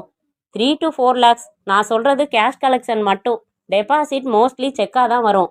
துப்பாக்கியை மிரட்டினதுக்கு மட்டும்தான் யூஸ் பண்ணினானா, இல்லை எதையாச்சும் சுட்டானா? எதையும் சுடலை சார். கையில் சூட்கேஸ் எதுவும் எடுத்துக்கிட்டு வந்தானா? ஒரு லெதர் பேக் தோளில் மாட்டியிருந்தான், அதுவும் கருப்பு. அவன் உள்ளே வந்தப்ப உங்கள் ஸ்டாஃப் தவிர வேற கஸ்டமர்ஸ் யாரும் இல்லையா? 2 கஸ்டமர்ஸ் பணம் கட்டிக்கிட்டு இருந்தாங்க. அவங்களையும் சேர்த்து தான் உள்ளே அடைச்சி வச்சான். அவங்களும் இங்கே இருக்காங்களா இப்போ? இல்லை, 2 பேரும் லேடிஸ் கஸ்டமர்ஸ். வேர்த்து விறுவிறுத்து போயிட்டாங்க. அவங்கள வீட்டுக்கு அனுப்பி வச்சுட்டேன். அவங்க அட்ரஸ் என்கிட்ட இருக்கு. அவசியம்னா நீங்கள் அவங்களையும் விசாரிக்கலாம். வாங்க, எனக்கு கரெக்டாக பொசிஷன்ஸ் காட்டுங்க. அவன் எந்த இடத்துல நின்னா, எப்படி உங்களை வழி நடத்தினா, அவனை மாதிரியே மூவ் பண்ணி காமிங்க. கமான். இப்படி தான் சார் வந்தான். இங்கே நின்று தான் துப்பாக்கி காட்டினான். அப்புறம் அந்த கவுண்டர் ஓப்பனிங்கை திறந்துக்கிட்டு உள்ளே வந்தான். துப்பாக்கியை காட்டி மிரட்டியே எங்களை ரெக்கார்ட்ஸ் ரூமுக்கு நடத்திக்கிட்டு போனான். எது ரெக்கார்ட்ஸ் ரூம்? வாங்க, இந்த ரூம் தான். இது மெயின் ஹாலை விட்டு தள்ளி இருக்குதுல்ல? அங்கேருந்து சாதாரணமாக பார்க்குறப்போ இப்படி ஒரு ரூம் இருக்கிறது தெரியல. ஆமாம் சார், உள்ளே வந்தாதான் தெரியும். இங்கே தனியாக ரூம் எதுவும் இருக்கான்னு அவன் கேட்டானா? இல்லை, ரெக்கார்ட்ஸ் ரூமுக்கு நடங்கன்னு சொன்னானா? ஆமாம். Very good. வந்தவன் புது ஆள் இல்லை. இந்த ஆஃபீஸுக்கு ஏற்கனவே வந்து நோட்டம் பார்த்துட்டு போயிருக்கணும். இல்லைன்னா இந்த ஆஃபீஸ் அமைப்பை நல்லா தெரிஞ்சவனாக இருக்கணும். Well planned. 2 ஃபோனையும் டிஸ்கனெக்ட் செஞ்சதுலையே அவனோட முன்னேற்பாடு தெரியுது. இங்கே ரெக்கார்ட்ஸ் ரூம்னு ஒன்று இருக்கிறத ரொம்ப நல்லா தெரிஞ்சவன் அவன். ரைட். கவுண்டரை திறந்துக்கிட்டு உள்ளே வந்தான்னு சொன்னீங்க இல்லையா? கவுண்டரோட திறப்பு எங்கே இருக்குன்னு கண்டுபிடிக்க தடுமாறினானா, இல்லை இயல்பாக உள்ளே வந்தானா? இயல்பாக திறந்துக்கிட்டு உள்ளே வந்தான் சார். உங்கள் ஆஃபீஸை நல்லா அறிமுகம் உள்ளவன் சார். இன்னைக்கு 2 பேர் லீவ் போட்டிருக்கிறதா சொன்னீங்கல்ல? அது யார் யாரு? திருமலைன்னு ஒருத்தர், துரைராஜுன்னு இன்னொருத்தர். அவங்க எப்படி? நம்பிக்கையானவங்க தானா? நம்பிக்கையானவங்க தான் சார். அவங்கள அப்புறமா விசாரிக்கிறேன். இப்போ உங்கள் ஸ்டாஃப் ஒவ்வொருத்தராக வர சொல்லுங்க. காஃபி வந்துருச்சு. வாங்க, என் ரூமில் உட்காந்து குடிங்க. நான் வர சொல்கிறேன். அங்கேயே வச்சு விசாரிக்கலாம் நீங்கள். அத்தியாயம் 10. தயாளன் ஃபோன் பண்ணிட்டு அப்படியே அக்கம் பக்கத்தில் விசாரிச்சதுல ஒரு நல்ல தகவல் கிடைச்சிருக்கு. கருப்பு பேண்ட்டு சட்டையோட முகமூடியோட வெளியில் வந்த அவன் ஒரு ஆட்டோவில் ஏறி டிரைவரை மிரட்டி வண்டி எடுக்க சொல்லி போயிருக்கான். இதை செருப்பு தைக்கிறவன் ஒருத்தன் பார்த்துருக்கான். Very good. அவன் ஆட்டோ நம்பர் பார்த்தானாமா சார்? அவன் கவனிக்கிறதுக்குள்ளே ஆட்டோ போயிடுச்சான். ஆனால் அவனுக்கு அந்த டிரைவரை தெரியுமா? பேரு காத்தமுத்துவான். பக்கத்தில் தான் ஆட்டோ ஸ்டாண்டா. அங்கே போய் வண்டி நம்பரை விசாரித்து உடனே டிராஃபிக் டிவிஷனுக்கு சொல்ல சொல்லி கான்ஸ்டபிள் முத்துக்குமாரை அனுப்பியிருக்கேன். காத்தமுத்துவை சிட்டி பூரா தேடி நம்ம ஸ்டேஷனுக்கு அழைச்சிட்டு வர சொல்லியிருக்கேன். அப்போ சீக்கிரத்திலே அவனை பிடிச்சிடலாம் சார். நீங்கள் எத்தனை பேரை விசாரிச்சிங்க? 7 பேரை விசாரிச்சிட்டேன் சார். எல்லாரும் ஒரே அடையாளங்களை தான் சொல்கிறாங்க. ரெடிமேட் சட்டையா, பாக்கெட் பகுதியில் வின்னிங் ஹார்ட்ஸ்னு எம்ப்ராய்டரி செஞ்சுருந்ததா, அவனோட கழுத்தில் ஆடம்ஸ் ஆப்பிளுக்கு கீழே பட்டாணி சைஸில் ஒரு மச்சம் இருந்ததை 3 பேர் கவனிச்சிருக்காங்க. இருங்க, நீங்கள் தம் அடிங்க. நான் மற்றவங்களையும் விசாரித்து முடிச்சிடுறேன். உட்காருங்க மேடம். உங்கள் பேர்? உஷா. இவங்க தான் கேஷியர் பொறுப்பில் இருந்தவங்க இன்னைக்கு. ஐசி. பதட்டப்படாமல் யோசனை பண்ணி அவனை பற்றி நீங்கள் கவனிச்சதை சொல்லுங்கள் மேடம். சார், எனக்கு ஒருத்தன் மேலே சந்தேகம். அதை உங்ககிட்ட சொல்கிறதால என்னை பழி வாங்கிடுவானோன்னு பயமாக இருக்குது. நாங்கள் உங்களுக்கு முழு பாதுகாப்பு தரோம். நீங்கள் எதுக்கும் பயப்பட தேவையில்லை. சும்மா சொல்லுங்க. பட்டப்பகலில் 3 லட்சம் ரூபாயை கொள்ளையடிச்சிட்டு போயிருக்கான். அவனை பிடிச்சு தண்டனை கொடுக்க வேணாமா? சம்பவம் நடந்த சமயத்தில் பக்கத்தில் இருந்தவங்க தங்களுக்கு தெரிஞ்சதை மறைக்காம சொல்லி ஒத்துழைப்பு தந்தாதான் நாங்கள் குற்றவாளிகளை கண்டுபிடிக்க முடியும். எல்லாரும் பயந்துக்கிட்டு சரியான தகவலை சொல்லாமல் இருந்துட்டா நாங்கள் வெத்தலையில் மை தடவியா குற்றவாளியை கண்டுபிடிக்கிறது? கமான், தைரியமாக சொல்லுங்க. சார், அஜய்னு ஒருத்தன் கொஞ்ச நாள் முன்னாடி என்கிட்ட பஸ் ஸ்டாப்பில் வந்து நின்று கலாட்டா பண்ணிக்கிட்டு இருந்தான். பல தடவை வான் பண்ணி பார்த்துட்டு என் லவ்வர் கைலாஷ் கிட்ட சொன்னேன். அவர் அவனை போட்டு புரட்டி எடுத்துட்டாரு. அடி தாங்காம அன்னைக்கு அவன் என்கிட்ட மன்னிப்பு கேட்டுட்டு போயிட்டான். அப்புறம் கொஞ்ச நாள் கழிச்சு அவன் இந்த ஆஃபீஸுக்கு வந்தான். மேனேஜர் கிட்ட சிட்ஸுக்கு மெம்பர் சேகரித்து கொடுக்குற ஏஜெண்ட்டாக வேலை பார்க்க கேட்டிருக்கான். நான் இன்டர்காம் மூலமாக மேனேஜர் கிட்ட இவன் நல்லவன் இல்லைன்னு விவரம் சொல்லி வான் பண்ணினேன். அவர் அவன்கிட்ட ஏதோ சொல்லி மழுப்பி அனுப்பிட்டாரு. நான் அவர்கிட்ட சொன்னதை அவன் தெரிஞ்சுக்கிட்டு நேராக என்கிட்ட வந்து இதுக்கெல்லாம் நீ அனுபவிப்பன்னு ஆவேசமாக கத்திட்டு போனான். அப்புறம் ஒரு வாரம் கழிச்சு உன்னை அவமானப்படுத்த போறேண்டி, தயாராயிருன்னு ஒரு தபால் எழுதி போட்டிருந்தான். அந்த தபால் வந்த 4வது நாள் இந்த சம்பவம் நடந்திருக்கு. வந்தவன் அந்த அஜய் தான், அதுல சந்தேகமே இல்லை. அவன் தான் முகமுடி போட்டிருந்தானே. ஆனா அந்த கழுத்து மச்சம் நல்லா தெரிஞ்சுது சார். அஜய் கிட்ட இந்த மச்சத்தை நான் கவனிச்சிருக்கேன். ஆனா நான் அடையாளம் கண்டுபிடிச்சிட கூடாதுன்னு குரலை மாத்தி பேசினான். வெரி குட், ஆள் கிடைச்சிட்டான். கொஞ்சம் இருங்க சார், அவசரப்படாதீங்க. அந்த அஜய் யாரு, எங்க இருக்கான், என்ன பண்றான்னு சொல்லுங்க. இது எதுவுமே எனக்கு தெரியாது சார். 3-4 தடவை என் வீட்டுக்கு பக்கத்துல வழக்கமா ஏறுற பஸ் ஸ்டாப்ல வந்து கலாட்டா செஞ்சான். அவனா பேசுவான், நான் எதுவும் பேசுறதில்ல. டீக்கா ட்ரெஸ் பண்ணியிருப்பான். ஒரு தடவை என்கிட்ட ஹீரோ ஹோண்டால போலாமா இல்ல மாருதியில போலாமான்னு கேட்டான். பணக்காரன்னு நினைச்சேன். ஆனா அவனை பைக்லயோ கார்லயோ நான் பார்த்ததில்ல. எங்க ஆபீஸுக்கு அவன் வந்தப்ப தாடி வளர்த்திருந்தான், கூலிங் கிளாஸ் போட்டிருந்தான். ஒரு பணக்காரன் எதுக்கு சிட்டு ஏஜென்ட் வேலை கேட்டு வந்தான்னு புரியல. அதை நான் கெடுத்துட்டதுக்காக ஏன் ஆத்திரப்பட்டான்னு புரியல. அவன் எழுதின லெட்டர் தபாலில் தானே வந்துச்சு? ஆமாம், வீட்டில் வச்சிருக்கேன் சார். அது வேணும், அவசியம் அதை பார்த்தாகணும். பல தடவை உங்ககிட்ட வம்பு பேசினப்பவும் அவன் தன்னை பற்றி எதுவுமே சொன்னதில்லையா? கொஞ்சம் நல்லா யோசனை பண்ணி சொல்லுங்க மேடம். நீ அழகா இருக்க, சூப்பராக இருக்க, என்னோட வா சுத்தலாம், இந்த மாதிரி தான் பேசுவான் சார். ஒரு தடவை தான் தன்னோட பேரை அஜய்ன்னு சொல்லிக்கிட்டான். அவன் எந்த பஸ்ஸில் இருந்து இறங்குவான், இல்லை ஆட்டோவில் வருவானா? நான் போகிறப்ப ஏற்கனவே வந்து பஸ் ஸ்டாப்பில் ரெடியாக காத்திருப்பான் சார். என்னால் ஒரு சின்ன தகவல் தர முடியும் சார். என்ன சொல்லுங்க. ஒரு தடவை அந்த பஸ் ஸ்டாப்புக்கு எதிரில் உள்ள ஒரு டைலர் கடையில இருந்து கையில் அந்த டெய்லர் கடை பேர் போட்ட கேரி பேக்கோட வந்து என்கிட்ட பேசினான். இது நல்ல தகவல் மேடம். அவன் வழக்கமாக அங்கே சட்டை தைக்கிறவனா இருக்கலாம். அந்த கடை பேர் என்ன? குட்லுக் டெய்லர்ஸ். சார், மிச்சம் பேரை நீங்கள் விசாரிங்க. நான் ஜீப்பில் இவங்களை அழைச்சிக்கிட்டு அந்த டெய்லர் கடைக்கு போய் விசாரிக்கிறேன். அப்புறம் இவங்க வீட்டுக்கு போய் அந்த அஜய் எழுதின தபாலையும் வாங்கிக்கிறேன். விலாசம் கிடச்சிட்டா அந்த அஜய் எழுத்துக்கிட்டு ஸ்டேஷனுக்கு வந்துடுறேன். அவனை பிடிக்கிறது மட்டும் முக்கியம் இல்லை தயாளன், அவன் கொள்ளையடிச்சிட்டு போயிருக்கிற பணத்தையும் கைப்பற்றணும். தெரியாதா சார்? எதுக்கும் நீங்கள் இங்கே ஃபிங்கர் பிரிண்ட்ஸ் எடுக்க ஏற்பாடு பண்ணிடுங்க சார். அதெல்லாம் எங்களுக்கு தெரியும். நீங்கள் சீக்கிரம் வந்துருங்க. வாங்க மிஸ் உஷா, போகலாம். அத்தியாயம் 11. உங்கள் பேர்? தனபால். நீங்கள் தான் இந்த டெய்லர் கடைக்கு ஓனரா? ஆமாம் சார். உங்களுக்கு அஜய்னு ஒரு கஸ்டமர் இருக்கானா? அஜயா? அப்படி பேர் கேள்விப்பட்ட மாதிரி இல்லை சார். யோசனை பண்ணி பாருங்க. அவன் உங்கள் கடைக்கு வந்திருக்கான். உங்ககிட்ட தச்ச ஏதோ ஒரு மெட்டீரியலை டெலிவரி வாங்கிட்டு போயிருக்கான். எப்போ சார்? எப்போ மிஸ் உஷா? உங்களுக்கு ஞாபகம் இருக்கா? இந்த கடையிலேருந்து அவன் வந்ததை பார்த்ததா சொன்னீங்களே, அது எப்போ நடந்தது? சுமாராக சொல்லுங்க, சரியான தேதி சொல்ல முடியாது. 1.5 மாதம் இருக்கும் சார். நீங்கள் துணி தைக்க ஆர்டர் எடுக்கிறப்ப பேர் விலாசம் எல்லாம் கேட்டு எழுதிக்குவீங்க தானே? இல்லை சார், பேர் மட்டும் கேட்டு எழுதி அதுக்கு ஒரு நம்பர் கொடுத்து அளவுகளை எழுதிக்குவோம். 1.5 மாதத்துக்கு முன்னாடி உள்ள தேதிகளில் பாருங்களேன். அந்த நோட்புக்கில் அஜய்ங்கிற பேர் இருக்கான்னு பாருங்க. இன்னொரு அடையாளம் சொன்னால் உங்களுக்கு ஞாபகம் வருதான்னு பாருங்க. அவனுக்கு கழுத்தில் இந்த இடத்துல ரவுண்டாக ஒரு பட்டாணி சைஸுக்கு ஒரு கருப்பு மச்சம் இருக்கும். சாதாரண பார்வையில் யாரும் அதை சுலபமாக மிஸ் பண்ண முடியாதுன்னு சொல்கிறாங்க. சார், ஸ்டைலாக சிகப்பாக உயரமாக இருப்பானே சார், அவனா? ஆமாம், அவன் ஸ்டைலாக தான் இருப்பான். எப்போவுமே கையில் சிகரெட் இருக்கும். மேடம் சொல்கிறதையும் நீங்கள் சொன்ன மச்சத்தையும் வச்சு பார்த்தா நீங்கள் மணிவண்ணனை தான் விசாரிக்கிறீங்கன்னு நினைக்கிறேன். அவனுக்கு தான் அப்படி ஒரு பெரிய மச்சம் இருக்கும். யார் அந்த மணிவண்ணன்? நல்ல ரகம் இல்லை சார். வீட்டில் அக்கா ஒருத்தி பேங்க்கில் வேலை பார்த்து சம்பாரிச்சிட்டு வரா. இவன் டிசைனாக சட்டை தச்சு போட்டுக்கிட்டு ஊர் சுற்றுவான். பொண்ணுங்க பின்னாடி அலைவான். கொஞ்சம் லட்சணமாக இருந்தால் போய் வம்பு பண்ணுவான். பெரிய மில்லியனர் வீட்டு புள்ள மாதிரி ரீல் விடுவான்.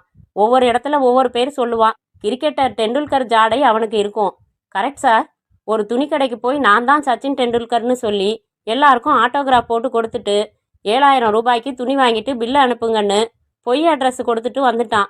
இந்த மாதிரி ஃப்ராடு வேலையெல்லாம் நிறையா செய்வான். நாங்கள் தேடி வந்திருக்கிறது அவனையே தான். அவன் எங்கே இருக்கான்னு சொல்லுங்க. இந்த மேடம் முகத்தை பார்த்து கன்ஃபார்ம் பண்ணிடுவாங்க.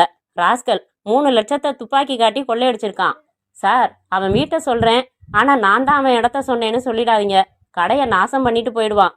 பயப்படாதீங்க, அதெல்லாம் சொல்ல மாட்டோம். அவன் அட்ரஸ் சொல்லுங்க. எஸ், உங்களுக்கு என்ன வேணும்? I am Dayalan, sub inspector. இவங்க மிஸ் உஷா. நாங்கள் மணிவண்ணனை தேடி வந்திருக்கோம். நீங்கள்? அவனோட அக்கா. உள்ளே வாங்க. அவன் திருந்திட்டதா என்கிட்ட சாமி முன்னாடி சத்தியம் செஞ்சானே, ஏதாவது ஃப்ராடு பண்ணிட்டானா சார்? சின்ன ஃப்ராடு தான். இன்னைக்கு ஈவினிங் இவங்களோட ஃபைனான்ஸ் கம்பெனி ஆஃபீஸில் துப்பாக்கி காட்டி மிரட்டி 3 லட்சத்துக்கு மேலே கொள்ளையடிச்சிட்டு ஓடி வந்திருக்கான். எங்க அவன்? காலையில் புறப்பட்டு வெளியில் போனவன் தான் சார். இப்போ என்ன மணி 8:30 ஆகுது, இன்னும் வரல. நிஜமாக தான் சொல்கிறீங்களா? என் தம்பி அவ்வளோ பெரிய வேலையெல்லாம் செய்ய மாட்டான் சார். அவங்கிட்ட துப்பாக்கியெல்லாம் எதுவும் இல்லை. இப்போ தீபாவளிக்கு வாங்கியிருப்பான். சின்ன ஃப்ராடு செஞ்சு அழுத்து போய் பெருசாக இறங்கிட்டான் போல் இருக்கு. இதோ பாருங்க மேடம், நீங்கள் எதையும் மறைக்கலையே. கண்டிப்பாக அவன் இங்கே வரலையா? ஒரு குற்றவாளிக்கு உடந்தையா இருக்கிறதும் குற்றம்தான். சத்தியமாக அவன் இங்கே வரல சார். காலையில் நான் பேங்க்குக்கு புறப்படுறப்ப பார்த்தேன். ஒரு ஆஃபீஸில் லிஃப்ட் ஆப்ரேட்டர் வேலை தரேன்னாங்க. சேரட்டுமான்னு கேட்டான். எந்த வேலையும் கேவலம் இல்லை, நீ உழைச்சி சம்பாதிக்கிறது 10 ரூபாயா இருந்தாலும் அதாண்டா உண்மையான காசுன்னு சொன்னேன். அவன் திருந்திட்டான் சார். கொள்ளையடிச்சது அவன்தானா? யார் பார்த்தது? நிறைய பேர் பார்த்துருக்காங்க. அவன் முகமுடி போட்டுக்கிட்டு வந்திருந்தாலும் அவனோட கழுத்தில் உள்ள மச்சம் காட்டி கொடுத்துருச்சு. இப்போ அவன் எங்கே இருப்பான்னு உங்களுக்கு தெரியுமா? அதோ வரான் பாருங்க. நாங்கள் 2 பேரும் கதவுக்கு பின்னாடி ஒளிஞ்சுக்கிறோம். நீங்கள் அவனை நைஸாக விசாரிங்க. நாங்கள் வந்திருக்கிறத சொல்லி அவனை தப்ப விட்டீங்கன்னா உங்களை கைது செய்வேன். வாங்க உஷா, இப்படி வந்துருங்க. அக்கா, இந்தா பிரசாதம் எடுத்துக்கோ. எங்கடா போயிட்டு வர? காலையில் நான் சொன்னேனே, அந்த லிஃப்ட் ஆப்ரேட்டர் வேலை கிடச்சிருச்சுக்கா. நாளையிலேருந்து வர சொல்லிட்டாங்க. மயிலாப்பூர் கபாலீஸ்வரர் கோயிலுக்கு போய் ஒரு அர்ச்சனை பண்ணிட்டு நேராக வரேன். அது இப்போ சாயங்காலம் எங்கே போயிருந்த? என்ன செஞ்ச? பீச்சுக்கு போனேன். அப்போ மத்தியானம் 3 மணி. அங்கேயே 7 மணி வரைக்கும் தனியாக உட்காந்து சிந்திச்சேன். இத்தனை நாள் வாழ்க்கையை கண்ணா பின்னான்னு ஓட்டிட்டோமே. எத்தனை பேரை ஏமாற்றி எத்தனை பேர்கிட்ட வெறுப்பு சம்பாரிச்சுக்கிட்டு இருக்கேன். உங்ககிட்ட பண்ணின சத்தியத்தை எக்காரணம் கொண்டும் மீறக்கூடாதுன்னு நினச்சிக்கிட்டேன். இப்படி பல சிந்தனைகள். அப்புறம் தெளிவான மனசோட கோயிலுக்கு போயிட்டு வரேன். பிரசாதம் எடுத்துக்கக்கா. எங்களுக்கு கொஞ்சம் பிரசாதம் கொடுப்பா. உஷா, நீங்கள் எங்கே என் வீட்டுக்கு வந்தீங்க? நான் லெட்டர் போட்டதுக்காக போலீஸை அழைச்சிட்டு வந்துட்டீங்களா? சாரிங்க, நான் மனசு திருந்தி ஒரு வேலையில் சேரலாம்னு முடிவு பண்ணி முதல் முயற்சியாக உங்கள் ஆஃபீஸுக்கு வந்து மேனேஜரை பார்த்தேன். அதை நீங்கள் கெடுத்துட்டீங்க. அந்த ஆத்திரம் தாங்காமல் சும்மா நீங்கள் பயந்துட்டு இருப்பீங்கன்னு தான் அப்படி ஒரு லெட்டர் எழுதி போட்டேன். என்னை மன்னிச்சிடுங்க ப்ளீஸ். அஜய் என்கிற மணிவண்ணா, நான் இப்போ அந்த லெட்டர் சமாச்சாரத்துக்காக வரலப்பா. 3,20,000 எங்கே யார்கிட்ட கொடுத்து வச்சிருக்கேன்னு சொல்றியா? சார், என்ன சொல்கிறீங்க? எந்த 3 லட்சம்? 2,99,999க்கு அப்புறம் என்ன 3 லட்சம்? அதைத்தான் சொன்னேன். வாப்பா பக்தி கமழும் திருந்திய மகானே, லாக்கப்பில் வச்சு பூஜை நடத்தலாம் வா. சி நடரா நாயே. அத்தியாயம் 12. சார், என்ன இது இப்படி காட்டுத்தனமாக அடிச்சு போட்டிருக்கீங்க? He is bleeding sir. மூச்சு இருக்கா இல்லையா? இருங்க தயாளன், ஏன் கடந்து தவிக்கிறீங்க? மயக்கம்தான். நீங்கள் பாட்டுக்கு இவனை கொண்டாந்து விட்டுட்டு நல்லா யோசனை பண்ணி வையின்னு சொல்லி லாக்கப்பில் போட்டுட்டு டிஃபன் சாப்பிட போயிட்டீங்களாம். நான் வந்ததும் கான்ஸ்டபிள் சொன்னாங்க, காந்தி மகானையே அடித்து விசாரிச்சிருக்கோம். இவன் என்ன போடலாங்க? கதவை திறக்க சொல்லி விளாசிட்டேன். இது தப்பு சார். ரொம்ப அனாவசியமாக நீங்கள் 3rd டிகிரி யூஸ் பண்ணுறீங்க. சரி, இவ்வளவு அடிச்சிங்களே, குற்றத்தை ஒப்புக்கிட்டானா சார்? ஒத்துக்கிட்டா ஏன் மேலே மேலே அடிக்க போகிறேன்? முதல்ல சின்ன சின்ன ஃப்ராடு பண்ணிக்கிட்டு இருந்தானா. இவனோட அக்கா அழுது தூக்கில் தொங்குவேன்னு மிரட்டினதும் மனசு மாதிரி சத்தியம் செஞ்சு கொடுத்து அதுலேருந்து திருந்திட்டானா. இதை நான் நம்பணுமா? நான் கூட முதல்ல இவனை நம்பலை சார். ஆனால் யோசிக்கிறப்போ கொள்ளையடிச்சது இவன் இல்லையோன்னு தோணுது. எப்படி சொல்கிறீங்க? எந்த நேரத்தில் ஆஃபீஸுக்கு வந்தால் கூட்டம் கம்மியாக இருக்கும்னு அவனுக்கு தெரிஞ்சிருக்கு. தினம் 3 லட்சத்துக்கு குறையாம கலெக்ஷன் இருக்கும்னு அவனுக்கு தெரிஞ்சிருக்கு. ஆஃபீஸில் கவுண்டரில் திறப்பு வழி பலகையை திறக்க அவன் தடுமாறல. அந்த ஆஃபீஸில் ரெக்கார்ட்ஸ் ரூம் ஒன்று இருக்கிறது அவனுக்கு தெரிஞ்சிருக்கு. இவனும் வேலை கேட்டு ஒரே ஒரு தடவை தான் அந்த ஆஃபீஸுக்குள்ளே வந்திருக்கான். அப்போ கூட மேனேஜர் ரூம் எதுன்னு வழி கேட்டுட்டு உள்ளே போயிருக்கான். அதனால அந்த ஒரு தடவையிலேயே இவ்வளவு விஷயங்களையும் தெரிஞ்சுக்கிறது சாத்தியமே இல்லை. சரி, அவன் பல தடவை போயிருக்கலாம். பல தடவை போயிருந்தா உஷா அவனை பார்த்துருப்பாங்க. அவன் தானே உஷா கிட்ட பஸ் ஸ்டாப்பில் வம்பு செஞ்சவன். சார், மணிவண்ணன் வீட்டில் சோதனை போட்டதில்ல, பணமோ துப்பாக்கியோ எதுவும் கிடைக்கல. அதனால இவன் தான் கொள்ளையடிச்சவன்னு ரொம்ப உறுதியான முடிவுக்கு நாம் வர வேணாம். தயாளன், குழப்பாதீங்க. கொண்டாந்து இவனை என்கிட்ட சேர்த்துட்டீங்கல்ல, உங்கள் வேலையை பாருங்க. மயக்கம் தெளியட்டும். ஒவ்வொரு நகமாக பிடுங்கினா எல்லாத்தையும் கக்கிட்டு போகிறான். மனுஷத்தனமே இல்லாமல் பேசுகிறீங்களே. முதல்ல இவனுக்கு இப்போ மெடிக்கல் சர்வீஸ் கொடுங்க சார். கால டாக்டர், ஸ்டாப் தி ப்ளீடிங். இல்லைன்னா நான் ஐஜி லெவலுக்கு உங்கள் அவசரமான காட்டு மிராண்டித்தனத்தை ரிப்போர்ட் பண்ண வேண்டியிருக்கும். என்னங்க தயாளன், இப்படியெல்லாம் மிரட்டுறீங்க? இப்போ என்ன நடந்து போச்சு? இவன் அந்த கொள்ளைக்காரனா இருக்கலாம்னு சந்தேகப்பட்டு தானே கூட்டிகிட்டு வந்தீங்க? நான் கூட்டிகிட்டு வந்தது விசாரிக்க தான், உதைக்க இல்லை. வீட்டில் எங்கெங்கேயோ இருக்கிற கோபத்துக்கு வடிகாலா இவனை யூஸ் பண்ணிக்கிறதுக்கு இல்லை. ரொம்ப சூடாயிட்டீங்களே, உட்காருங்க. விசாரிக்கிறப்ப கொஞ்சம் எக்கு தப்பா அடி விழுந்துடுறதான். என்ன இப்போ டாக்டரை கூப்பிடணும், அவ்வளவுதானே? ஏன்பா நிற்கிறீங்க? ஓடி போய் ஒரு டாக்டரை கூப்பிட்டு வாங்களே. ஆத்திரப்பட வச்சுட்டீங்க. தப்பாக பேசியிருந்தா சாரி. இந்த கேஸில் இன்னைக்கு ஆஃபீஸுக்கு வேலைக்கு வராத 2 பேரையும் நான் கொஞ்சம் சந்தேகப்படுறேன் சார். திருமலை, துரைராஜ், அவங்க 2 பேருக்கும் இன்சைட் இன்ஃபர்மேஷன்ஸ் முழுக்க தெரியும். இப்போ அடுத்த கட்டமாக அவங்க 2 பேரையும் விசாரிக்கணும். அட்ரஸ் வாங்கி வச்சுருக்கேன். நீங்கள் சரியான ரூட்டில் தான் போகிறீங்க தயாளன். உங்களை தப்பு சொல்லல. ஒரே ஒரு சந்தேகத்தை தெளிவு பண்ணுங்க. என்ன? இந்த பயலுக்கு கழுத்துல மச்சம் இருக்கு. நாம விசாரிச்சப்போ 4-5 பேர் இதே மச்சத்தை முகமூடி கொள்ளைக்காரனுக்கு பார்த்ததா சொல்லியிருக்காங்களே. ரொம்ப சிம்பிள் சார். இவன் மேல சந்தேகம் விடட்டும், இவனை நாம கைது செய்யணும்னு ஒரு செயற்கை மச்சத்தை அவன் ஒட்ட வச்சுக்கிட்டு வந்திருக்கலாம் இல்லையா? நீங்க அப்படி போறீங்களா? அதுவும் ஒரு ரூட்டு தான். சரி, நீங்க அந்த 2 பேரையும் விசாரிச்சுட்டு வந்துருங்க. நான் டாக்டரை விட்டு இவனை சரி பண்ண சொல்றேன். அத்தியாயம் 13. Mister Thirumalai, I am sub inspector Dayalan. இந்த நேரத்துல வந்து உங்களை தொந்தரவு பண்றதுக்கு மன்னிக்கணும். ஒரு சின்ன என்கொயரி. உள்ள வாங்க சார், உட்காருங்க. என்ன என்கொயரி? உங்க ஆபீஸ் மேட்டர் உங்களுக்கு தெரியும் இல்லையா? எந்த மேட்டர் சார்? தெரியாதா? சரி சொல்றேன். இன்னைக்கு நீங்க ஏன் ஆபீஸுக்கு லீவ் போட்டீங்க? நான் துரைப்பாக்கத்துல ஒரு வீடு கட்டிக்கிட்டு இருக்கேன். இன்னைக்கு ஃபர்ஸ்ட் ஃப்ளோர் கான்கிரீட் போட்டாங்க. அதனால லீவ் போட்டுட்டு அந்த வேலையை பார்த்தேன். எப்போ போனீங்க? எப்போ திரும்பி வந்தீங்க? காலையில 8 மணிக்கு போனேன். வெயில்ல நின்னது தலை சுத்துனுச்சு. 4 மணிக்கெல்லாம் வீட்டுக்கு வந்து தலைவலி தைலம் தடவிக்கிட்டு படுத்துட்டேன். அதுக்கப்புறம் எங்கே போனீங்க? எங்கேயும் போகல, வீட்டிலேயே தான் இருக்கேன். வீட்டில் நீங்க மட்டும்தான் இருக்கீங்களா? என் ஒய்ஃபு குழந்தைங்க எல்லாம் ஊருக்கு போயிருக்காங்க. எவ்வளோ ஸ்கொயர் ஃபீட்ல வீடு கட்டுறீங்க? 1000 ஸ்கொயர் ஃபீட்ல. வீடு கட்டுறதுனா ரொம்ப செலவாகும் இல்ல? ஆமாம் சார், அந்த லோன் இந்த லோன்னு போட்டு சமாளிச்சுக்கிட்டு இருக்கேன். ஃபைனல் ஸ்டேஜில் இன்னும் நிறைய தேவைப்படும்.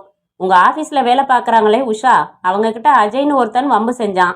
அவனே உங்கள் ஆஃபீஸுக்கு வந்து வேலை கேட்டான். உஷா தலையிட்டு மேனேஜர் எச்சரிச்சிட்டதால அவனுக்கு வேலை தரல. இந்த விபரம் எல்லாம் உங்களுக்கு தெரியுமா? தெரியும் சார். அன்னைக்கு ஒரு கையெழுத்து வாங்குறதுக்காக மேனேஜர் ரூமுக்குள்ளே போனேன். அப்போ தான் அவன் எழுந்து போனான். மேனேஜர் அவனை பற்றி விபரம் சொன்னார். உங்களுக்கு அவன் முகம் ஞாபகம் இருக்கா? லேசா ஞாபகம் இருக்கு சார். ஒரு தடவை தானே பார்த்தேன். ஆனால் அவன் கழுத்தில் பெரிய மச்சம் ஒன்று இருக்கும் சார். உங்ககிட்ட துப்பாக்கி இருக்கா? என்ன சார், ஒரு சாதாரண ஆஃபீஸ் கிளார்க்கிட்ட துப்பாக்கி இருக்கான்னு கேட்குறீங்க? என்கிட்ட எப்படி இருக்கும்? சும்மா கேட்டேன். உங்கள் ஆஃபீஸில் இன்னைக்கு ஈவினிங் ஒருத்தன் முகமூடி போட்டுக்கிட்டு துப்பாக்கியோட வந்து 3 லட்சத்தி சொச்சம் பணத்தை கொள்ளையடிச்சிட்டு போயிருக்கான் சார். ஐயோ, இன்னைக்கு ஈவினிங்கா? தெரியலையே எனக்கு. கடவுளே! ஏன் சார், என்ன நீங்கள் சந்தேகப்பட்டு தான் விசாரிச்சுக்கிட்டு இருக்கீங்களா? போலீஸ்காரங்களுக்கு யாரை வேணாலும் சந்தேகப்பட உரிமை இருக்குங்க திருமலை. ஏன், நான் லீவ் போட்டிருந்ததுக்காகவா? நல்லா இருக்கு சார் உங்கள் நியாயம். அந்த ஆஃபீஸில் 12 வருஷமா வேலை பார்க்குறவன் நான். ஆஃபீஸ் ரூல்ஸ் அண்ட் ப்ரொசீஜர்ஸ் என் மேனேஜரை விட எனக்கு தான் தெரியும். Sincere worker sir. என்ன போய் சந்தேகப்படுறீங்களே? உங்களுக்கு பணத்துக்கு தேவை இருக்கே, அதுக்காக கொள்ளையடிச்சு வீடு கட்டிட்டு இருக்கேன்னு சொல்றீங்களா? அதுவும் ஏன் ஆஃபீஸ்லேயே? சார், என்னை அவமானப்படுத்துறீங்க நீங்க. விசாரிக்க வேண்டியது எங்க கடமை. கோவப்படாதீங்க. திருமலை, இந்த கொள்ளைய உங்க ஆஃபீஸ் பத்தி ரொம்ப நல்லா தெரிஞ்ச ஒருத்தர் தான் நடத்தியிருக்க முடியுங்கிறது என் யூகம். கொள்ளையோட பழிய டைவர்ட் பண்ணி அந்த அஜய் மேல விழ வைக்கிறதுக்காக கழுத்துல ஒரு மச்சம் ஒட்டிக்கிட்டு அவன் வந்திருக்கணும். அவன் யாரு? என்ன கேட்டா? உங்க ஆஃபீஸ் ஸ்டாஃப்ல நீங்க யாரையாவது சந்தேகப்படுறீங்களா? இன்னைக்கு ஆஃபீஸுக்கு லீவ் போட்டது நீங்களும் துரைராஜும். துரைராஜ் பைல்ஸ் ஆபரேஷன் பண்ணிக்கிட்டு மலர் ஆஸ்பத்திரியில படுத்திருக்காரு. காலையில தான் ஆபரேஷன் பண்ணியிருக்காங்க. அவர் இன்னைக்கு வெளியில வந்து கொள்ளையடிக்கணும்னு நினைச்சா கூட முடியாது. எழுந்து நிக்கிறதே சாத்தியமில்லாம படுத்திருக்காரு. அவரை பார்த்துட்டு நேரா உங்ககிட்ட வரேன். நீங்க சந்தேகப்படாம இருக்கிறதுக்காக நானும் இல்லாத பைல்ஸுக்கு ஒரு ஆபரேஷன் பண்ணிக்கிட்டு படுத்து கிடக்கணும்னு எதிர்பார்க்குறீங்களா? தமாஷா பேசுறீங்க. சரி, பதில் சொல்லலையே. உங்க ஆபீஸ்ல வேற யாரை நீங்க சந்தேகப்படுறீங்க? இல்லைன்னா கேள்வியை இப்படி மாத்தி கேட்குறேன். உங்க ஆபீஸ்ல இப்ப யாருக்கு அதிகமான பண தேவை இருக்குது? யாருக்கு தான் சார் பண தேவை இல்ல? 3 லட்சத்துக்கு தேவை உள்ளவங்கள சொல்லுங்க. இப்ப கட்டடம் கட்டுறதால உங்களுக்கு தேவை. அந்த மாதிரி நெருக்கடி உள்ளவங்க யாருன்னு கேட்குறேன். சார், முதல்ல நீங்க என்ன சந்தேகப்படுறத நிறுத்துங்க. நான் அப்படிப்பட்ட அல்பன் இல்ல.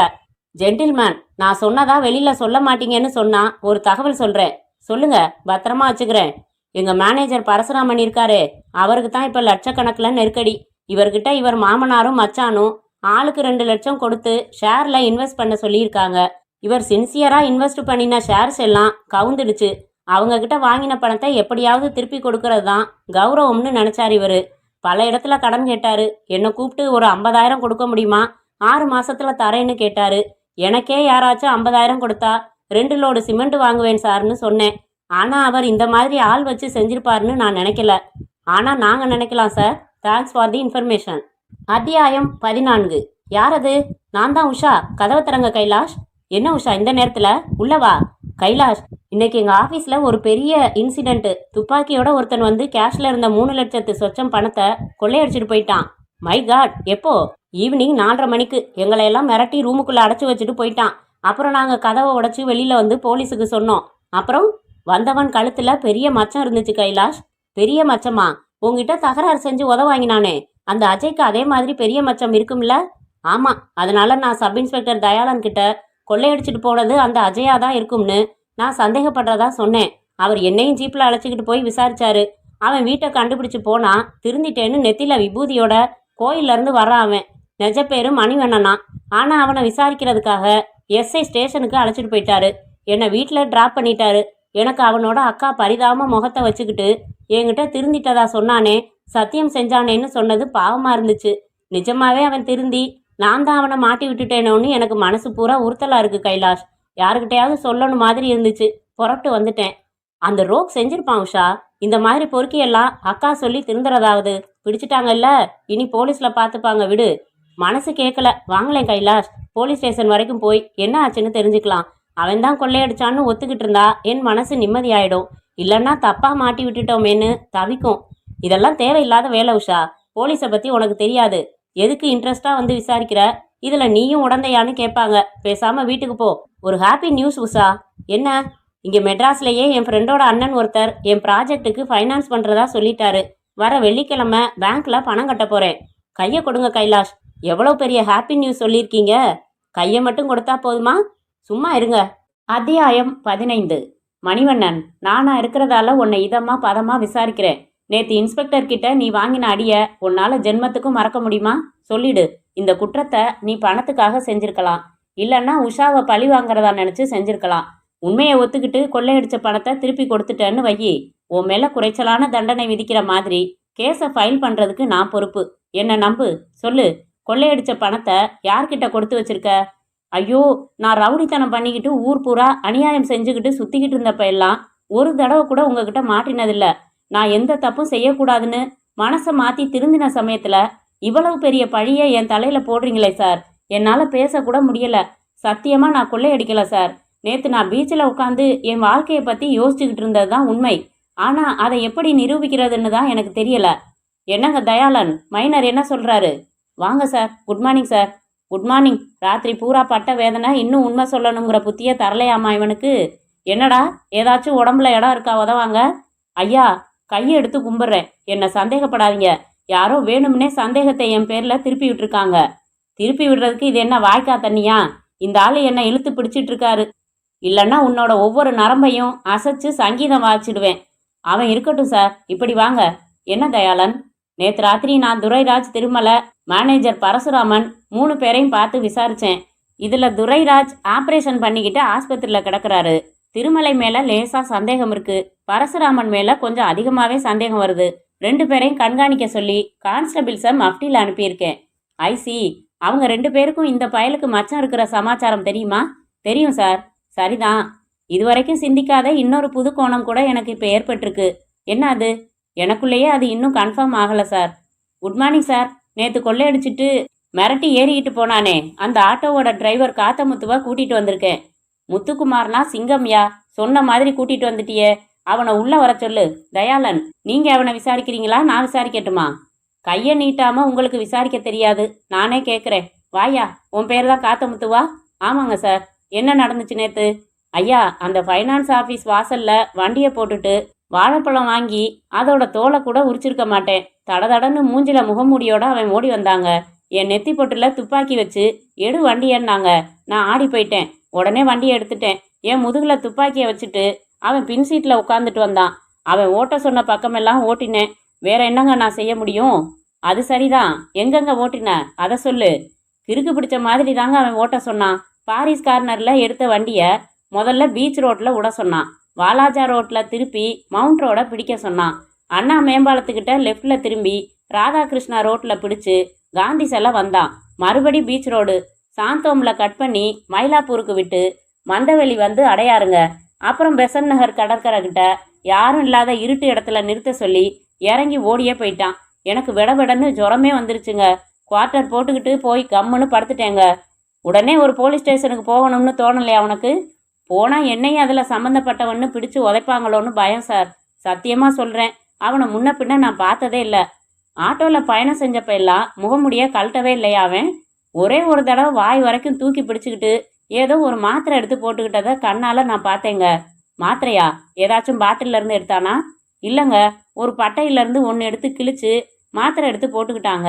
கிழிச்சு போட்ட காகிதம் கூட வண்டியில் தாங்க கிடந்துச்சு. உங்கள் கான்ஸ்டபிள் ஐயா கிட்ட இப்போ கொடுத்தேங்க.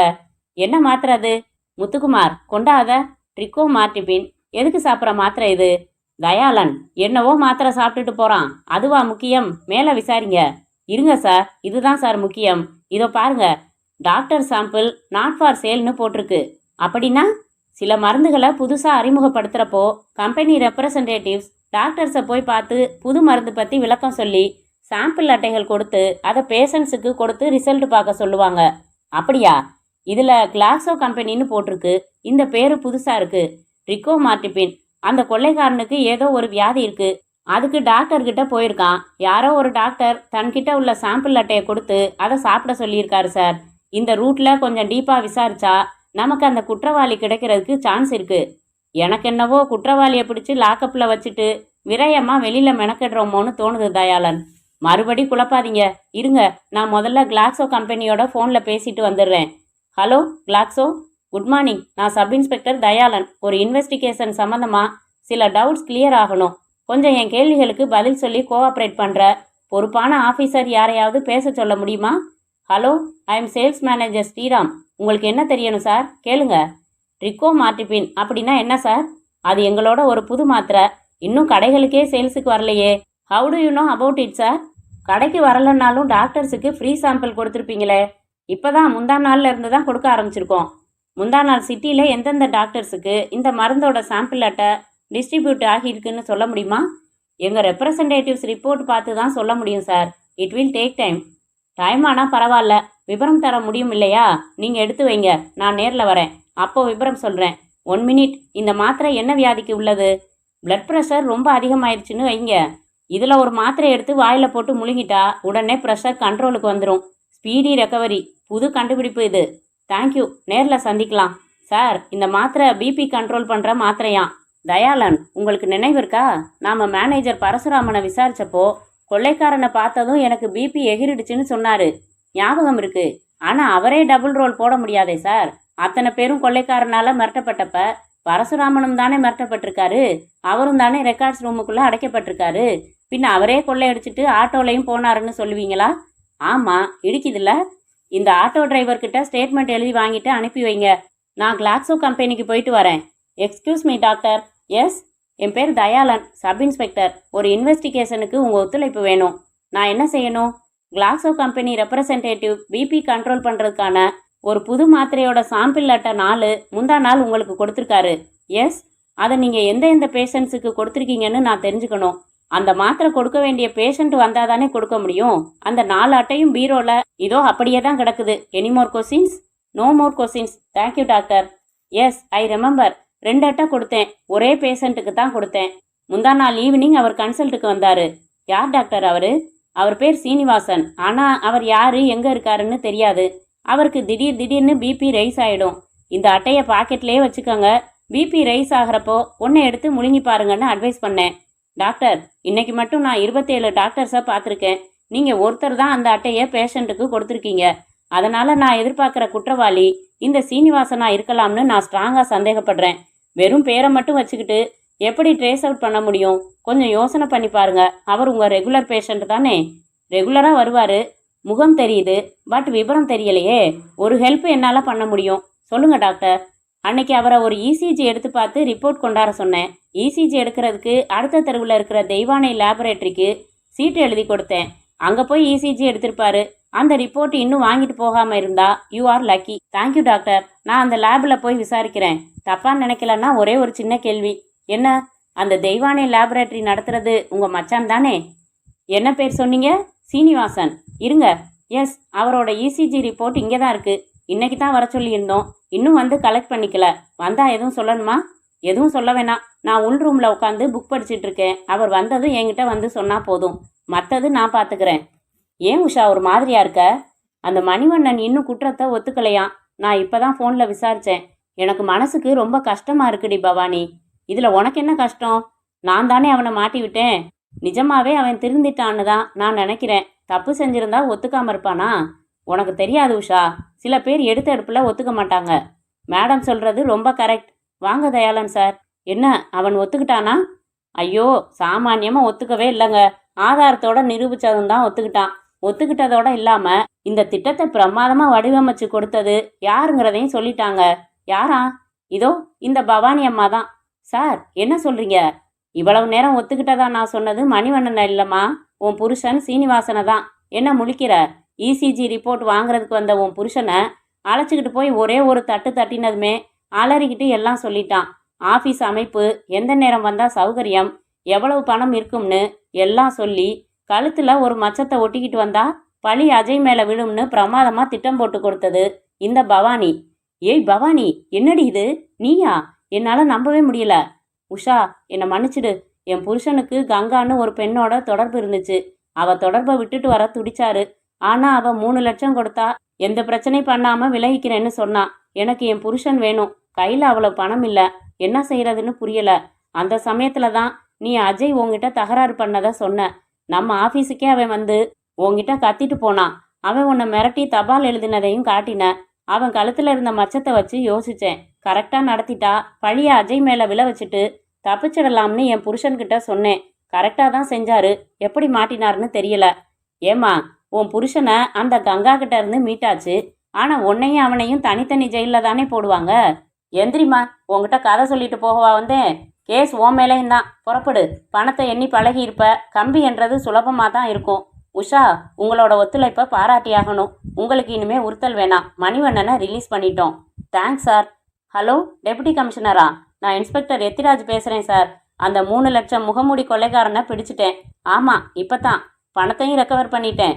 ஐயோ, பல மாதிரி யோசிச்சு அங்கே இங்கே அலைஞ்சு ரொம்ப கஷ்டப்பட்டுட்டேன் சார். சபார்டினேட்டர்ஸ் கிட்ட இருந்து கோஆப்ரேஷன் இல்லை சார். நான் ஒண்டியாலாம் மெனக்கட்டி இந்த கேஸை ஒரே நாளில் பிடிச்சிருக்கேன் சார். ஞாபகம் வச்சுக்கோங்க சார். வச்சிடவா? ஏன் சார், உங்களுக்கெல்லாம் வெக்கமா இல்லை? நீங்கள் இப்போ தான் வந்தீங்களா? உங்களை பற்றி ஃபோனை எடுத்ததுமே பிரமாதமாக சொன்னேன் தயாளன்.